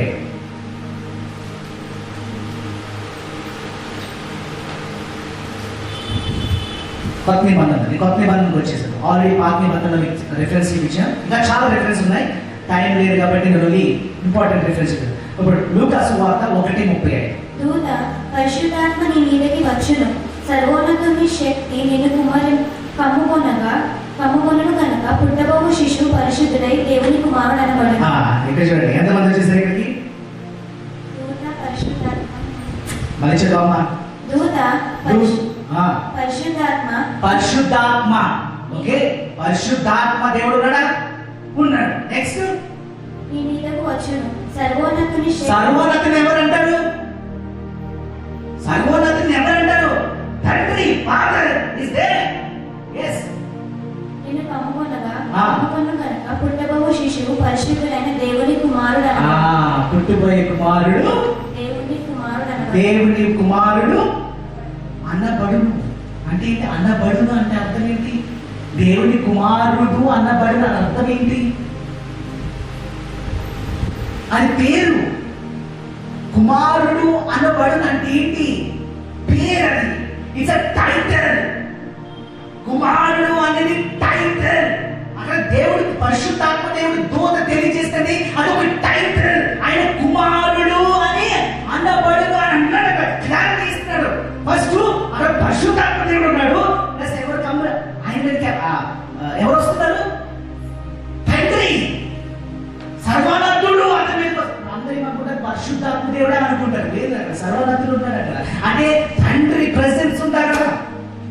అంటే యేసు కుమారుడు అవుతే అక్కడ దూత ప్లస్ అక్కడ తండ్రి అక్కడ ప్రెసెన్స్ ఉంది. ఆ ప్రెసెన్స్ ద్వారా ఇక్కడ కుమారుడు పుట్టాడు. ఇంకొక ఎగ్జాంపుల్ మనం చూస్తే బాప్టిజం ఇచ్చినప్పుడు 3 మత్తయి సువార్త 3:13-17. మత్తయి సువార్త 3:13-17. వారు వెళ్ళిన తర్వాత ఇదిగో ప్రభువు దూత స్వప్నమందు యేసేపునకు ప్రత్యక్షమై మత్తయి సువార్త 3:13-17. అక్కడ యహాను ఇచ్చినప్పుడు బాప్టిజం ఇచ్చినప్పుడు 16-17 చదవమా. ఆజ్ఞలు తాను అపహరించిన ఈ హేరోదు గ్రహించిన బహు ఆగ్రహము తెచ్చుకొని తన జ్ఞానం వలన వివరము కాలము మత్తయి సువార్త 3:13. ఆ సమయమున యోహాను చేత బాప్తిసము పొందుటకును యేసు గలిలయ నుండి యోర్దాను దగ్గర నున్న అతని యొద్దకు వచ్చెను. అందుకు యోహాను, నేను నీ చేత బాప్తిసం పొందవలసిన వాడే ఉండగా నీవు నా యొద్దకు వచ్చుచున్నావా? ఓకే, అక్కడ బాప్తిజం ఇచ్చినప్పుడు ఏం జరిగింది అక్కడ చదవమా. తండ్రి స్వరం వస్తుంది అక్కడ చదువు. యేసు బాప్తిసం పొందిన వెంటనే నీళ్ళలో నుండి ఒడ్డుకు వచ్చెను. ఇదిగో ఆకాశము తెరవబడెను. ఆకాశము తెరబడింది. వెంటనే కింద యేసయ్య ఉన్నాడు, ఆయన తండ్రి ఉన్నాడు. ఏం జరిగింది? ఆకాశము తెరవబడెను. దేవుని ఆత్మ పౌరం వలె దిగి దేవుని ఆత్మ తండ్రి మాట్లాడగానే పరిశుద్ధాత్మ దేవుడు పౌర రూపంలో ఎక్కడికి వచ్చాడు? తెలియజేస్తాడు. పైన తండ్రి ఉంటే మధ్యన ఎవరున్నారు? పరిశుద్ధాత్మ దేవుడు. కింద ఎవరున్నారు? యేసయ్య ఉన్నాడు. ఇప్పుడు ఆర్డర్ మీద అక్కడ కనపడుతుంది. It's came to the order. అంటే ఇక్కడ దేవుడు అన్న ప్రజలకి తెలియజేస్తాడు. తండ్రిని అయితే పరిశుద్ధాత్మ దేవుడు అయితే కింద దేవుడు నా కుమారుడు. అర్థమైనా? 3 అక్కడ ముగ్గురు కనపడుతున్నారు. యోహాను సువార్త 14-16 త్వరగా చదవాలి నేను. యోహాను సువార్త 14-16.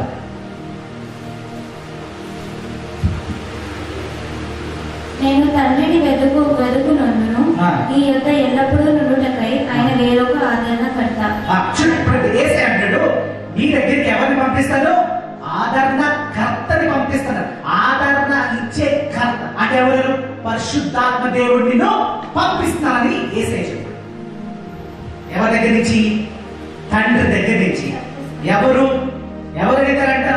యేసయ్య అడిగాడు. ఎవరిని? తండ్రిని అడిగాడు. తండ్రి ఏం చేశాడు? పరిశుద్ధాత్మ దేవుడు పంపిస్తాడు. మరి అదే 14:26-27. ఆదరణకర్త అనగా తండ్రి నా నామమున పంపబోవు పరిశుద్ధాత్మ. ఇప్పుడు తండ్రి ఏం చేస్తున్నాడు? పరిశుద్ధాత్మ దేవుడిని పంపిస్తున్నాడు. పరిశుద్ధాత్మ దేవుడు కిందకి రావాలంటే యేసయ్య చెప్తే వస్తాడు, లేదా తండ్రిని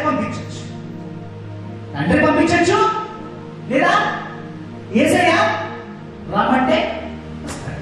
ఇప్పుడు చూడండి కింద భాగం 15:26-27. తండ్రి యొద్ద నుండి నీ యొద్దకు నేను పోబోవు ఆదరణకర్త అనగా తండ్రి యొద్ద నుండి నీ యొద్దకు నేను పంపబోవు ఆదరణకర్త. ఇప్పుడు ఎవరు? పరిశుద్ధాత్మ దేవుడు. అంటే పరిశుద్ధాత్మ దేవుడు వచ్చేయచ్చు,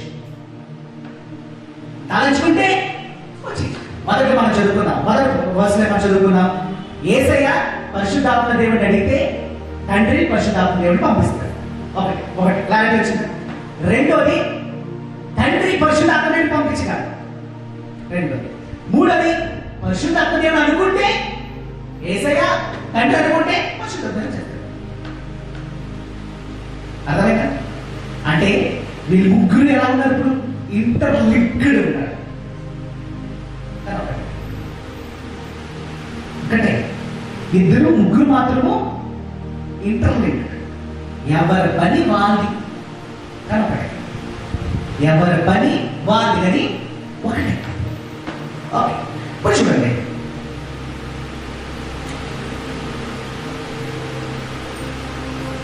రెండో కొరింథీయులు 13-14.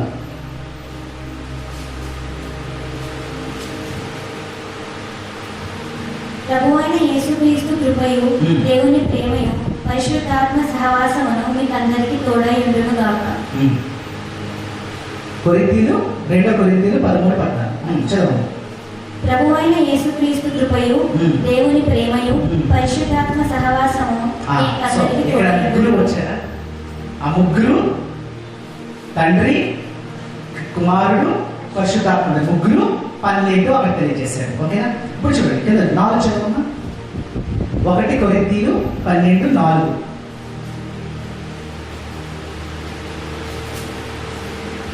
చదవాలి. కృపావరములు నానా విధములుగా ఉన్నవి కానీ కృపావరములు ఎలా ఉన్నాయంట? నానా విధానంగా ఉన్నాయంట. అంటే కృపావరములు చదువు. నానా విధములుగా ఉన్నవి కానీ ఆత్మ ఒక్కడే. ఆత్మ ఒకటే. గమనించండి, ఆత్మ ఒకటే కానీ కృపావరములు అనేవి చాలా ఉన్నాయి. ఇప్పుడు ఈ కృపావరములు ఇచ్చేది ఎవరు? పరిశుద్ధాత్మ దేవుడు. ఎవరు? పరిశుద్ధాత్మ దేవుడు. అంటే కృపా వరాలంటే ఏంటి?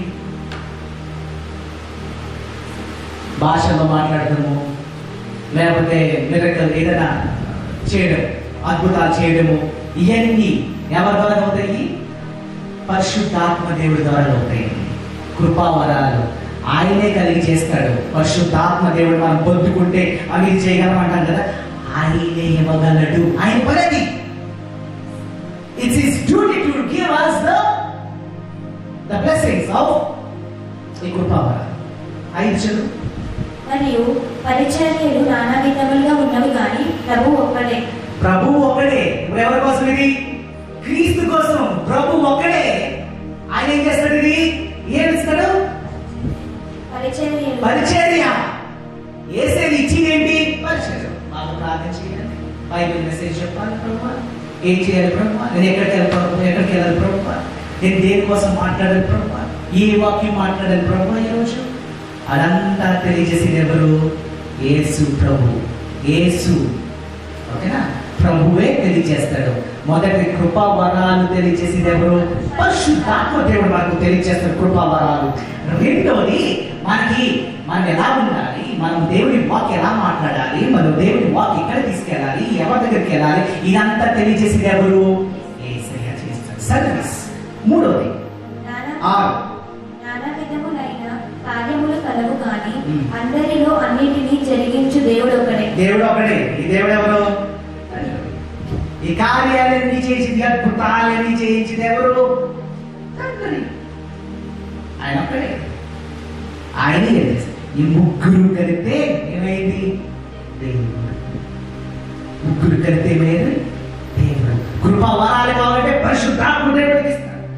రెండోది, నీకు సర్వీస్ చేయాలనుకుంటే ఆ దేవుడి దగ్గరికి సర్వీస్ అడిగితే ఆ సర్వీస్ నీకు ఇస్తాడు. అది ఏసై ఇస్తాడు. అద్భుతాలు జరగాలన్నా, ఏం జరగాలన్నా ఆ చేసేది ఎవరు? తండ్రి. అందుకే తండ్రి చిత్త ప్రకారంగానే ఇవన్నీ జరుగుతాయని ఏసై అని ఒక డైలాగ్ వేశారు కదా, ఇవన్నీ జరగాలి అని. ఎప్పుడు అద్భుతాలన్నీ జరగాలి ఎవరు? తండ్రి ఉండాలి. God has to be the తండ్రి ఉండాలి. అక్కడ తండ్రి ఉంటే ఎన్ని జరగాలి. కానీ ముగ్గురు ఇట్స్ గోస్ ఇంటూ వన్. అన్ని ముగ్గురు ఒక దగ్గరికి వెళ్తున్నాయి. But they have divided the work into 3 parts. Divide చేసుకున్నారు. 3 భాగాలుగా వాళ్ళు డివైడ్ చేసుకుని వారు పెట్టుకున్నారు. ఎవరి పనిలో వారు బిజీ ఉన్నారు. పరిశుద్ధాత్మ పని చేస్తారు. ఏసై చేయాల్సిన పని ఏసై చేస్తారు. తండ్రి చేయాల్సిన పని తండ్రియే చేస్తారు. ఓకేనా? ఓకే. ఇప్పుడు చూస్తే ఇంకా మీకు డౌట్ వస్తే, నీళ్ళు వాటర్ ఉంది కదా, వాటర్ ఐస్గా ఉండదు లేదా గ్యాస్ అవ్వగలదు లేదా లిక్విడ్ అవ్వగలదు. వాటరే. కానీ సిచ్యువేషన్ బట్టి 3 విధాలుగా మారిపోతుంది. ఒక ఐస్గా మారిపోతుంది క్లైమేట్ చాలా తక్కువగా ఉంటే, లేదా క్లైమేట్ ఎక్కువగా ఉంటే ఆవిరైపోతుంది, లేదా నీళ్ళు అయిపోతుంది. కానీ ఐస్ అన్నా, ఆవిరన్నా, నీళ్ళన్నా ఏంటిది? ఒకటే. కానీ సిచ్యువేషన్ బట్టి అదేమవుతుంది, రియాక్ట్ అవుతుంది. ఈ సిచ్యువేషన్ బట్టి దేవుడు కూడా అలా రియాక్ట్ అవుతాడు. అర్థమైందా? కోడిగుడ్డిని గుడ్డ అంటాం, కోడిగుడ్డిని గుడ్డే అంటాం. అవునా? దాని గుడ్డులో ఏమున్నాయి? 3 ఉన్నాయి. పైన షెల్ గట్టిగా ఉంటుంది, లోపల ఏముంటుంది? తెల్లది. దాని లోపల ఏముంటుంది? యోక్ ఉంటుంది, ఎల్లో కలర్లో ఉంటుంది. ఆ 3 కలిపి ఏమైంది? కోడిగుడ్డు. దాని 3 పనిచేస్తేనే గుడ్డ అవుతుంది. ఆ 3 ఉంటేనే గుడ్డ అవుతుంది. గుడ్డే అంటామా, దాని పేరు పెట్టాం. అది 3 మాత్రము ఉన్నాయి కాబట్టి అది కోడిగుడ్డ అంటాం. అవునా? ఇప్పుడు అర్థమైందా? అదే కింద భాగంలో వెళ్ళిపోతే మనం చూసుకుంటే ఇంకొక ఎగ్జాంపుల్ ఇస్తాను, ఇంకా బాగా క్లారిటీ ఇస్తాను. ఒక ఇంట్లో హస్బెండ్ ఉన్నాడు, అదే హస్బెండ్ తండ్రిగా ఉన్నాడు, అదే హస్బెండ్ కొడుకుగా ఉన్నాడు. ఇంట్లో ఒక పురుషుడు, ఒక యజమాని, అతను తండ్రిగా ఉన్నాడు, అతను భర్తగా ఉన్నాడు, ఇంకోటి కుమారుడిగా ఉన్నాడు. అవునా? ఒక ఇంట్లో పురుషుడు 3 సిచ్యువేషన్స్ లో ఉన్నాడు, 3 పొజిషన్ లో ఉన్నాడు. ఇప్పుడు హస్బెండ్ చేయాల్సిన పని హస్బెండ్ గా చేస్తాడు. హస్బెండ్ లిమిట్ క్రాస్ అవ్వలేడు. అర్థమవుతుందా? హస్బెండ్ ఎలా ఉన్నారో అలాగే ఉంటాడు, చేయాల్సిన పని చేస్తాడు. తండ్రి స్థానం తీసుకున్నప్పుడు తండ్రిగానే ఉంటాడు. హస్బెండ్ లా బిహేవ్ చేయలేడు కదా, కొడుకు చేయగలరా? చేయలేడు. తండ్రి స్థానంలో ఉన్నప్పుడు తండ్రిగానే చేస్తాడు. కుమారుడిగా ఉన్నప్పుడు తండ్రి చెప్తేనే చేస్తాడు. ఆయన చేయాల్సిన పని ఆయన చేస్తాడు. 3 పొజిషన్స్, తండ్రిగా, హస్బెండ్గా, కుమారుడిగా. వ్యక్తి మారేనా? మారలేదు. ఎన్ని పొజిషన్స్ ఉన్నాయి? 3 పొజిషన్స్ ఉన్నాయి. ఆ 3 పొజిషన్ పాత్ర నువ్వు చెయ్యాలి. సిచ్యువేషన్స్ బట్టి నువ్వు బిహేవ్ చేస్తావు. కుమారుడు దగ్గరికి వచ్చినప్పుడు కుమారుడుగా ఉంటాడు, హస్బెండ్ దగ్గరికి వచ్చినప్పుడు హస్బెండ్గా ఉంటాడు, తండ్రికి వచ్చినప్పుడు తండ్రి లాగే బిహేవ్ చేస్తాడు. మారవు. తండ్రి కూడా అంతే, దేవుడు కూడా అంతే. దేవుడు అన్నప్పుడు సిచ్యువేషన్ వచ్చినప్పుడు తండ్రిగా బిహేవ్ చేస్తాడు, వచ్చినప్పుడు పరిశుద్ధాత్మగా బిహేవ్ చేస్తాడు, వచ్చినప్పుడు ఏసేలాగా బిహేవ్ చేస్తాడు. సిచ్యువేషన్స్ అంటే అతను మారిపోతాడు. కానీ ఒకటే is one, but 3 divisions name. ఆ 3 డివిజన్స్ గా అతను బిహేవ్ చేస్తాడు అన్నమాట. ఇప్పుడు స్పేస్ ఉందనుకోండి, పైన స్పేస్ కి మనకు ఏదైనా చేయాలనుకోండి, ఏ కొలత తీసుకుంటాం? స్పేస్ లోపల పైకి వెళ్ళిపోతే కొలత తీసుకుంటే ఏం తీసుకుంటాం? లెంత్ తీసుకుంటాము, బ్రెత్ తీసుకుంటాము, ఇంకోటి ఏంటి? హైట్ తీసుకుంటాం. 3 ఉండాలి. 3 ఉంటేనే అది కంప్లీట్ అవుతుంది. ఇప్పుడు సైన్స్ గా ఫిజిక్స్ గా తీసుకుంటే టైం తీసుకోండి, టైమే అంటాం కదా మనం. ఏం చేసినా వాచ్ ని సమయమే అంటాం మనం. కానీ సమయంలో ఎన్ని ఉన్నాయి? 3 ఉన్నాయి. ఇదే సార్ పాస్ట్ టైం, అది అయిపోయింది.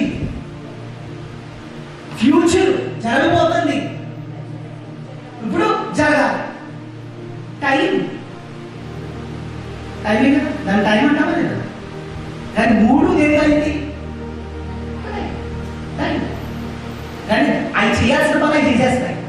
పాస్ట్ ఏం చేస్తే పాస్ట్ చేసేస్తుంది, ఫ్యూచర్లో ఏం చేయబోతుందో ఫ్యూచర్లో చేస్తుంది, ప్రజెంట్ ఏం చేస్తుందో ఆ ప్రజెంట్ పని చేస్తుంది. As simple as that. Time.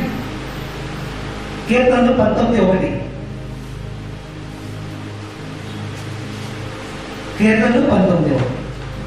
ఆకాశములు దేవుని మహిమను వివరించుచున్నవి, అంతరిక్షము ఆయన చేత పనిని ప్రచురపరుచుచున్నవి. యూనివర్స్ అంతా ఏం చేస్తుంది? ఎవరిని ఆరాధిస్తుంది? మొత్తం లోపలే కాదు, ఈ భూమే కాదు, మొత్తం అంతా దేవుడిని ఆరాధిస్తుంది. ఒకే దేవుడిని ఆరాధిస్తారు. ఇప్పుడు చాలా మంది అంటారు, తండ్రి అంటారు, కుమారుడు అంటారు, పరిశుద్ధాత్ముడు 1+1+1 ఏమైంది? 3 అయితే చెప్పేవాళ్ళు ఇది చెప్పారు కదా 1+1+1 అంటే ఈజ్ ఈక్వల్ టు 3 కదా, ముగ్గురు అయిపోయింది కదా అంటారు. మన లెక్క ఏం చెప్పొచ్చు కదా, 1 × 1 × 1 ఏంటి, 1 మల్టిప్లై చేస్తే 1 మల్టిప్లై చేస్తే ఏంటి 1, ఒకటే కదా. క్యాల్కులేటర్ తీసుకో, 1 × 1 × 1 × చేయి ఏమొస్తుంది, 1 వస్తుంది. ఇంటూ పవర్ ఎక్కువ లేదా ప్లస్ పవర్ ఎక్కువ, ఇంటూనే కదా పవర్ ఎక్కువ. మొదటి కొరింథీ 8:6 ఇది లాస్ట్ మనం చదువుకుంటే ముగించుకుంటాం. మొదటి కొరింథీ 8:6 ఆకాశమందైన భూమి మీద అయినను దేవతల అనబడినవి యున్నను మనకు ఒక్కడే దేవుడు ఉన్నాడు. ఒక్కడే దేవుడు, ఆయన తండ్రి. ఆయన తండ్రి. ఆయన నుండి సమస్తము కలిగేను. ఆయన నుంచి మొత్తం సమస్తం. ఆయన నిమిత్తము మనమున్నాము. మనమే ఉన్నాం ఆయన నిమిత్తం. మరియు మనకు ప్రభు ఒక్కడే. ప్రభు ఒకడు, ప్రభుగా ఉన్నాడు ఒకడు. ఆయన యేసుక్రీస్తు. ఆయన ద్వారా సమస్తము కలిగేను. ఆయన ద్వారా సమస్తము కలిగింది. మనము ఆయన ద్వారా కలిగిన వారము. ఆయన ద్వారా మనం కలిగి ఉన్నాం. అయితే అందరి యందు ఈ జ్ఞానము లేదు. అందరి దగ్గర జ్ఞానము లేదు. నెక్స్ట్, కొందరి వరకు విగ్రహములు ఆరాధించిన వారు కనుక తాము పూజించిన పదార్థములు సబ్జెక్ట్ మాట. ఇప్పుడు ఏంటంటే ఒకటే దేవుడు తండ్రి, ఒకటే క్రీస్తు, ఒకటే పరిశుద్ధాత్మ. ముగ్గురికి పేర్లేంటి, ప్రభు అనొచ్చు. తండ్రి అయినా ప్రభువే, పరిశుద్ధాత్మ దేవుడైనా ప్రభువే, యేసు అన్నా ప్రభువే. దాని వాళ్ళు ఎలా మారిపోతారు, సిచ్యువేషన్స్ బట్టి. కృపావారంలో వచ్చినప్పుడు ఎవరు చేస్తారు, పరిశుద్ధాత్మ. ఏదైనా పని ఏదైనా చేయాలంటే ఎవరు చేస్తారు, తండ్రి వచ్చేస్తారు. ఇప్పుడు ఏదైనా క్రీస్తు ద్వారా ఏదైనా కార్యాలు ఎన్ని చేయాలంటే ఎవరు చేస్తారు, యేసయ్య వచ్చేస్తారు. ముగ్గురు పొజిషన్స్ ఏ టైంలో రావాలో ఆ టైం. ఇప్పుడు నువ్వు చేస్తున్నప్పుడు నువ్వు ప్రార్థన చేస్తే ఏమో చేస్తావు, తండ్రికి ఎంకరేజ్ చేస్తావు. ఎందుకు తండ్రికి, ఎందుకు అన్నీ కదా, అన్ని తెలియజేస్తున్నాడు మొత్తం అంతాన్ని. ఆయనలో ఎవరు తీసేయమంటాడు, నా ద్వారానే నేను ఇక్కడ రాలి. ఆయనలో ఇంకో పరిశుద్ధాత్మ దేవుడు అన్నాడు, మీరు ఇక్కడికి రావాలంటే నడిపించాలంటే నేనే నడిపిస్తాను, నేనే మీతో ఉంటాను.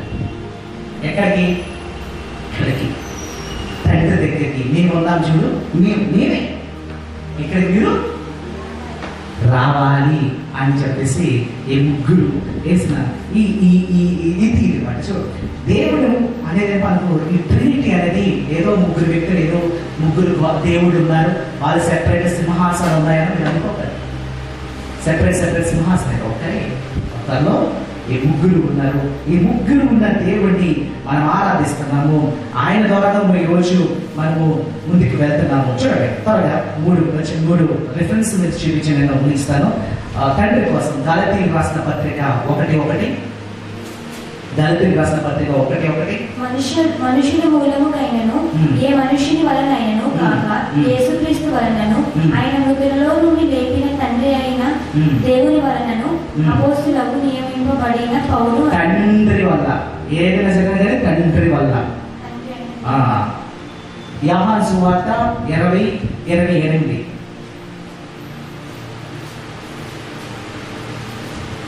చూడండి వీళ్ళు ముగ్గురు ఎలా ఈక్వల్ ఉన్నది చూపిస్తారు. ఈక్వాలిటీ. యోహాను సువార్త 20:28.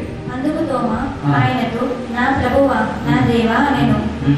యేసు, నీవు నన్ను చూచి నమ్మితివి, చూడక నమ్మిన వారు ధన్యులని అతనితో చెప్పాను. మరియు అంటే ఇక్కడ యేసు ప్రభువే.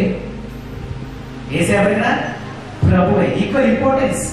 మొదట చదువుకున్న గలతీలో తండ్రి ప్రభువు ఇంపార్టెంట్, ఇక్కడ కుమారుడు అంటే క్రీస్తు ఇంపార్టెంట్, ప్రభువే.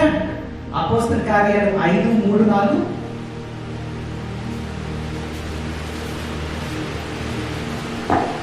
అప్పుడు పేతురు, అననీయ, నీ భూమి వేరులో కొంత దాచుకొని పరిశుద్ధాత్మను మోసపుచ్చుటకు సాతాను ఎందుకు నీ హృదయమును ప్రేరేపించెను? అది నీ యొద్దనున్నప్పుడు నీదే కదా, అమ్మిన పిమ్మట అది నీ వశమై ఉండలేదా? ఎందుకు ఈ సంగతిని హృదయంలో ఉద్దేశించుకున్నావు? ఇక అధికారం ఎవరికి ఉంది? పరిశుద్ధ పరిశుద్ధాత్మ దేవుడికి అధికారం. ఈక్వల్ ఇంపార్టెన్సా లేదా? అక్కడ తండ్రి ఇంపార్టెంటే, ఇక్కడ కుమారుడు ఇంపార్టెంటే, ఇక్కడ పరిశుద్ధాత్మ దేవుడు కూడా ఇంపార్టెంట్. ముగ్గురు ఇంపార్టెంటే. ఈ ముగ్గురు ప్రభులే. మన ముగ్గురు కలిపితే దేవుడు. దేవుడు ఆ దేవుడు తండ్రి కుమార పరిశుద్ధ. మీరు ఎలా ఉన్నారు? ఏ రూపంలో ఉన్నారు? ఆత్మ రూపంలో ఉన్నారు. మర్చిపోకండి, మీరు ఆత్మ రూపంలో మీరు వీళ్ళు ఆత్మ రూపంలో ఉన్నారు. ఈ ఆత్మ రూపంలో యేసయ్య ఏ రూపంలో ఉన్నాడు? మహిమ రూపంలో ఉన్నాడు. ఇప్పుడు క్వశ్చన్ ఏంటంటే, యేసయ్య దేవుడు తయారు చేశాడు, తండ్రి యేసయ్యని తయారు చేశాడు కదా అని అంటారు. ఎక్కడ బైబిల్ గ్రంథంలో యేసయ్యని తయారు చేశాడు అని అనలేదు. ఏమన్నాడు? కుమారుడిని అనుగ్రహించాను. Again, my beloved son. ఇది ఇచ్చానంటాడు దేవుడు. తయారు చేశాను అంటే అక్కడ దేవుడు క్రీస్తును తయారు చేయలేదు, క్రీస్తుని ఇచ్చాడు అని అక్కడ దేవుడు తెలియజేస్తాడు. He gave us Jesus Christ unto us. అందుకనే ఫిలిప్పీయులకు రాసిన పత్రిక మనం చదువుకుంటే 2:5. ఇప్పుడు భూమి మీద యేసయ్య ఉన్నప్పుడు దేవుడిగా ఉన్నాడా లేదా మానవుడిగా ఉన్నాడా? ఒకసారి మనం చదువుతాం. చూడండి, ఫిలిప్పీయులకు రాసిన పత్రిక 2:5. చాలా స్లోగా మీరు చదవాలి. క్రీస్తు యేసునకు కలిగిన ఈ మనస్సు మీరును కలిగి ఉండుడి. క్రీస్తు యేసుకు కలిగిన మనస్సు మీకును కలిగి ఉండాలి. అంటే క్రీస్తుకు ఉన్న మనసు ఎవరికి ఉండాలి? మనందరికీ ఉండాలి. చదవండి.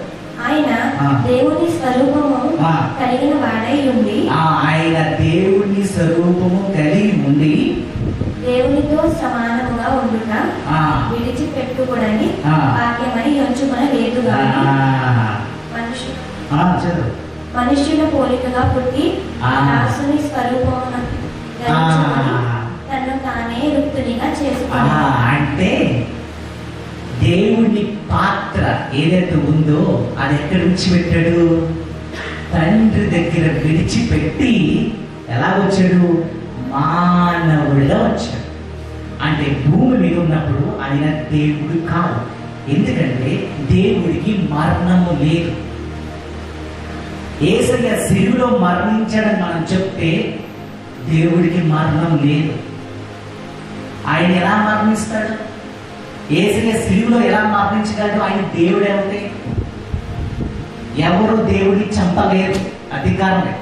ఆయన కంప్లీట్ గా మానవుడిగా ఉన్నాడు కాబట్టి ఆయన ఏం చేశాడు? ఆ దైవత్వం ఏదైతే ఉందో, ఆ హోలీనెస్ ఏదైతే ఆ ఫిగర్ ఏదైతే ఉందో, దేవుని ఫిగర్ ఏదైతే ఉందో అది ఎక్కడ విడిచిపెట్టాడు? తండ్రి దగ్గర విడిచిపెట్టేశాడు. ఎలా వచ్చాడు? కంప్లీట్ గా. అందుకని యేసయ్యకి అన్ని తెలియలేదు. విషయాలు ఇక్కడ ఏమేమి జరుగుతుంది అని తెలియదు. అందుకునే గెత్సేమనే తోటలోకి వెళ్ళి, ప్రభా నీ చిత్తమా తండ్రి అని అడిగాడు. నీ చిత్తమా ఇది? నీ చిత్తం ఇది తొలగించి తండ్రి అని అడిగాడు. ఎందుకు? ఆయన తెలియదు. ఎందుకు? మానవుడు రూపంలో ఉన్నాడు. అది కంప్లీట్ మానవుడు ఉన్నాడు. ఆయన సాక్రిఫైస్ అయిపోవాలి, మానవుడిగా చనిపోవాలి. మానవుడి నాకు లోకంలో ఉన్న మానవులందరి కోసం ఒక మానవుడిగా చచ్చిపోవాలి, దేవుడిగా కాదు. ఇది గమనించాలి మనం. దేవుడిగా చనిపోవడం కాదు, మానవుడిగా మానవుల కోసం చనిపోవాలి. ఈ ఫిలిప్పీయులకు రాసిన పత్రికలో క్లారిటీ వస్తారు. అవును, చక్కగా క్లారిటీ ఇస్తున్నాడు. ఏంటంటే ఆయన దేవుడి కాదు, రాలేదు. అది ఎక్కడ విడిచిపెట్టాడు? పరలోకంలో విడిచిపెట్టేశాడు. అందుకనే ప్రతిసారి అతను తండ్రి దగ్గర దేవుడిని ప్రార్థించేవాడు. ఎందుకు? ఆత్మ ఎక్కడ ఉంది? ఇప్పుడు అక్కడ ఉంది. యేసయ్య ఆ దైవత్వం అయితే ఎక్కడ ఉంది? తండ్రి దగ్గర ఉండిపోయింది. ఇక్కడికి వచ్చి ఒక మానవ రూపంలో మాత్రమే వచ్చాడు. మానవ రూపంలో మానవుడు ఎలా ఆలోచిస్తాడు, ఆయన కూడా అలా ఆలోచిస్తూ మొదలు పెట్టాడు. అందుకని ఆయనకి ఆకలి వేసేది, అన్నం తినేవాడు, లేదా సంథింగ్ అవి తయారైపోయాడు. దాహం వేసేది, వాటర్ తాగేవాడు. అలాంటి అన్ని విషయాలని మనం చూస్తాం బైబిల్ గ్రంథంలో. ఆయన చాలా మంది ఉన్నప్పుడు 5,000 మందికి అందరూ ఆకలిగా ఉన్నారని ఈయనకి ఎలా తెలుసు? ఆయన కూడా ఆకలిగా ఫీల్ అయ్యాడు కాబట్టి ఇమోషన్స్, రిఫ్లెక్షన్స్ అన్ని ఆయనలో ఉన్నాయి కాబట్టి, మానవుడు ఉన్నాడు కాబట్టి. బట్ అవన్నీ జరిగించిన కార్యాలు, అద్భుతాలన్నీ జరిగించింది ఎవరు? పరిశుద్ధాత్మ దేవుడు ఉన్నాడు చేసేటువంటి.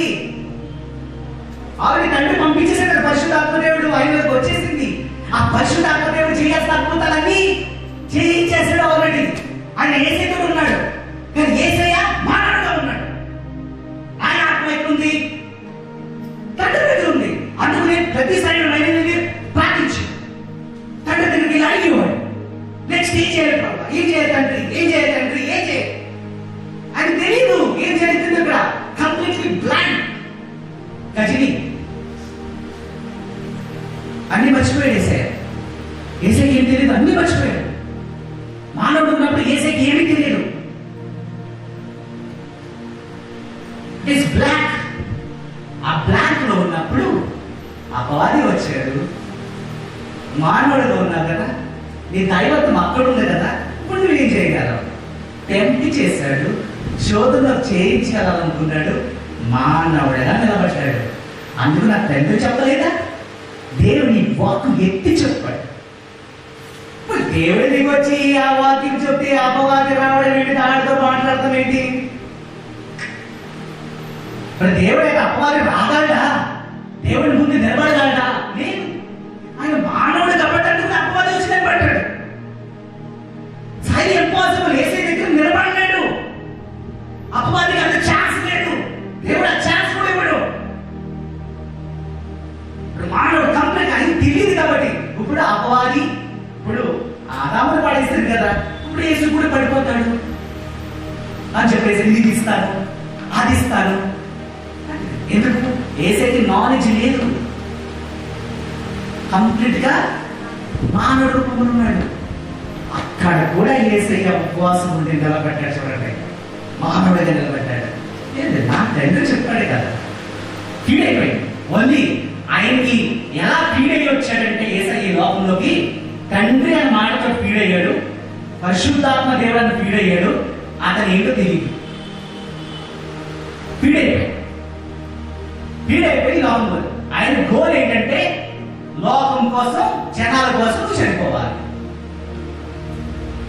ఈ మూడే ఫీడ్ అయ్యి అతను. ఆ మూడు ఫీడ్ అయ్యి ఇదంతా జరిగిన స్టోరీ అంతా. ఆయన కార్పెంటరీ వర్క్ చేశాడు, ఇది చేశాడు, ఇంకేం చేయాల్సినవన్నీ చేశాడు. అంటే ఇక్కడ పౌలు వివరిస్తున్నాడట. అందుకు ఎలా వచ్చాడట? దాసుడు అనుకుని వెళ్ళిపోయి దేవుడిని వారి పాదాలు అడగడం ఏంటండి? మరి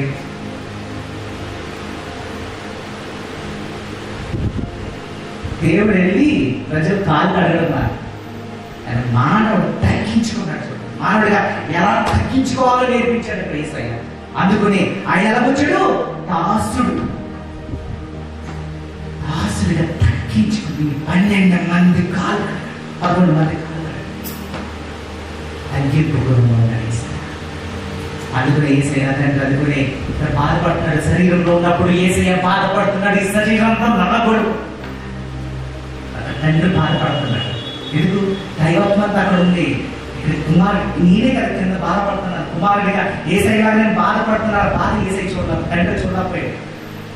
అందువల్ల చీకటి కనిపిస్తుంది. పాపం అంతా కింద తీసుకున్నాక ఇక దేవుడు చూడకపోయాడు. ఆ పాపాన్ని చూడకపోయాడు. అంత భయంకరమైన పాపం మానవుడు చేసిన పాపం, అంత భయంకరం. ఆ పాపం యేసయ్య దగ్గర రాగలిగే దేవుడు చూడకపోయాడు. అందుకని చీకటి అయిపోయింది. అందుకని యేసయ్య ఎప్పుడైతే తిరిగి లేచాడు, మూడోసారి ఏమేడు మహిమ రూపమునగా మారిపోయాడు. మళ్ళీ ఏమొచ్చేసింది? ఆ దైవత్వం మళ్ళీ తిరిగి ఆయన మీదకి వచ్చేసింది. అందుకునే యాకోబు ఎప్పుడైతే యేసయ్యని చూశాడో, ఇతనెవరు? దేవుని కుమారుడు అని నమ్మాడు. Yes, he believed at that point. He is the son of God. అతనే దేవుడు ఆ రోజు నమ్మాడు. ఆయన అద్భుతాలు చేస్తా మొదలు పెట్టాడు. ఆయన నిలబడటం మొదలు పెట్టాడు. ఆ యేసయ్య కోసం నిలబడాలి. ఆయన మానవుడు కాదు, ఆయన దేవుడు అని నమ్మాడు. అని ఆయన కోసం ఆ రోజుని దయచేసి అందరూ లేచి నిలబడండి, ప్రార్థన చేసుకోండి. God has spoken to us today. Yes, God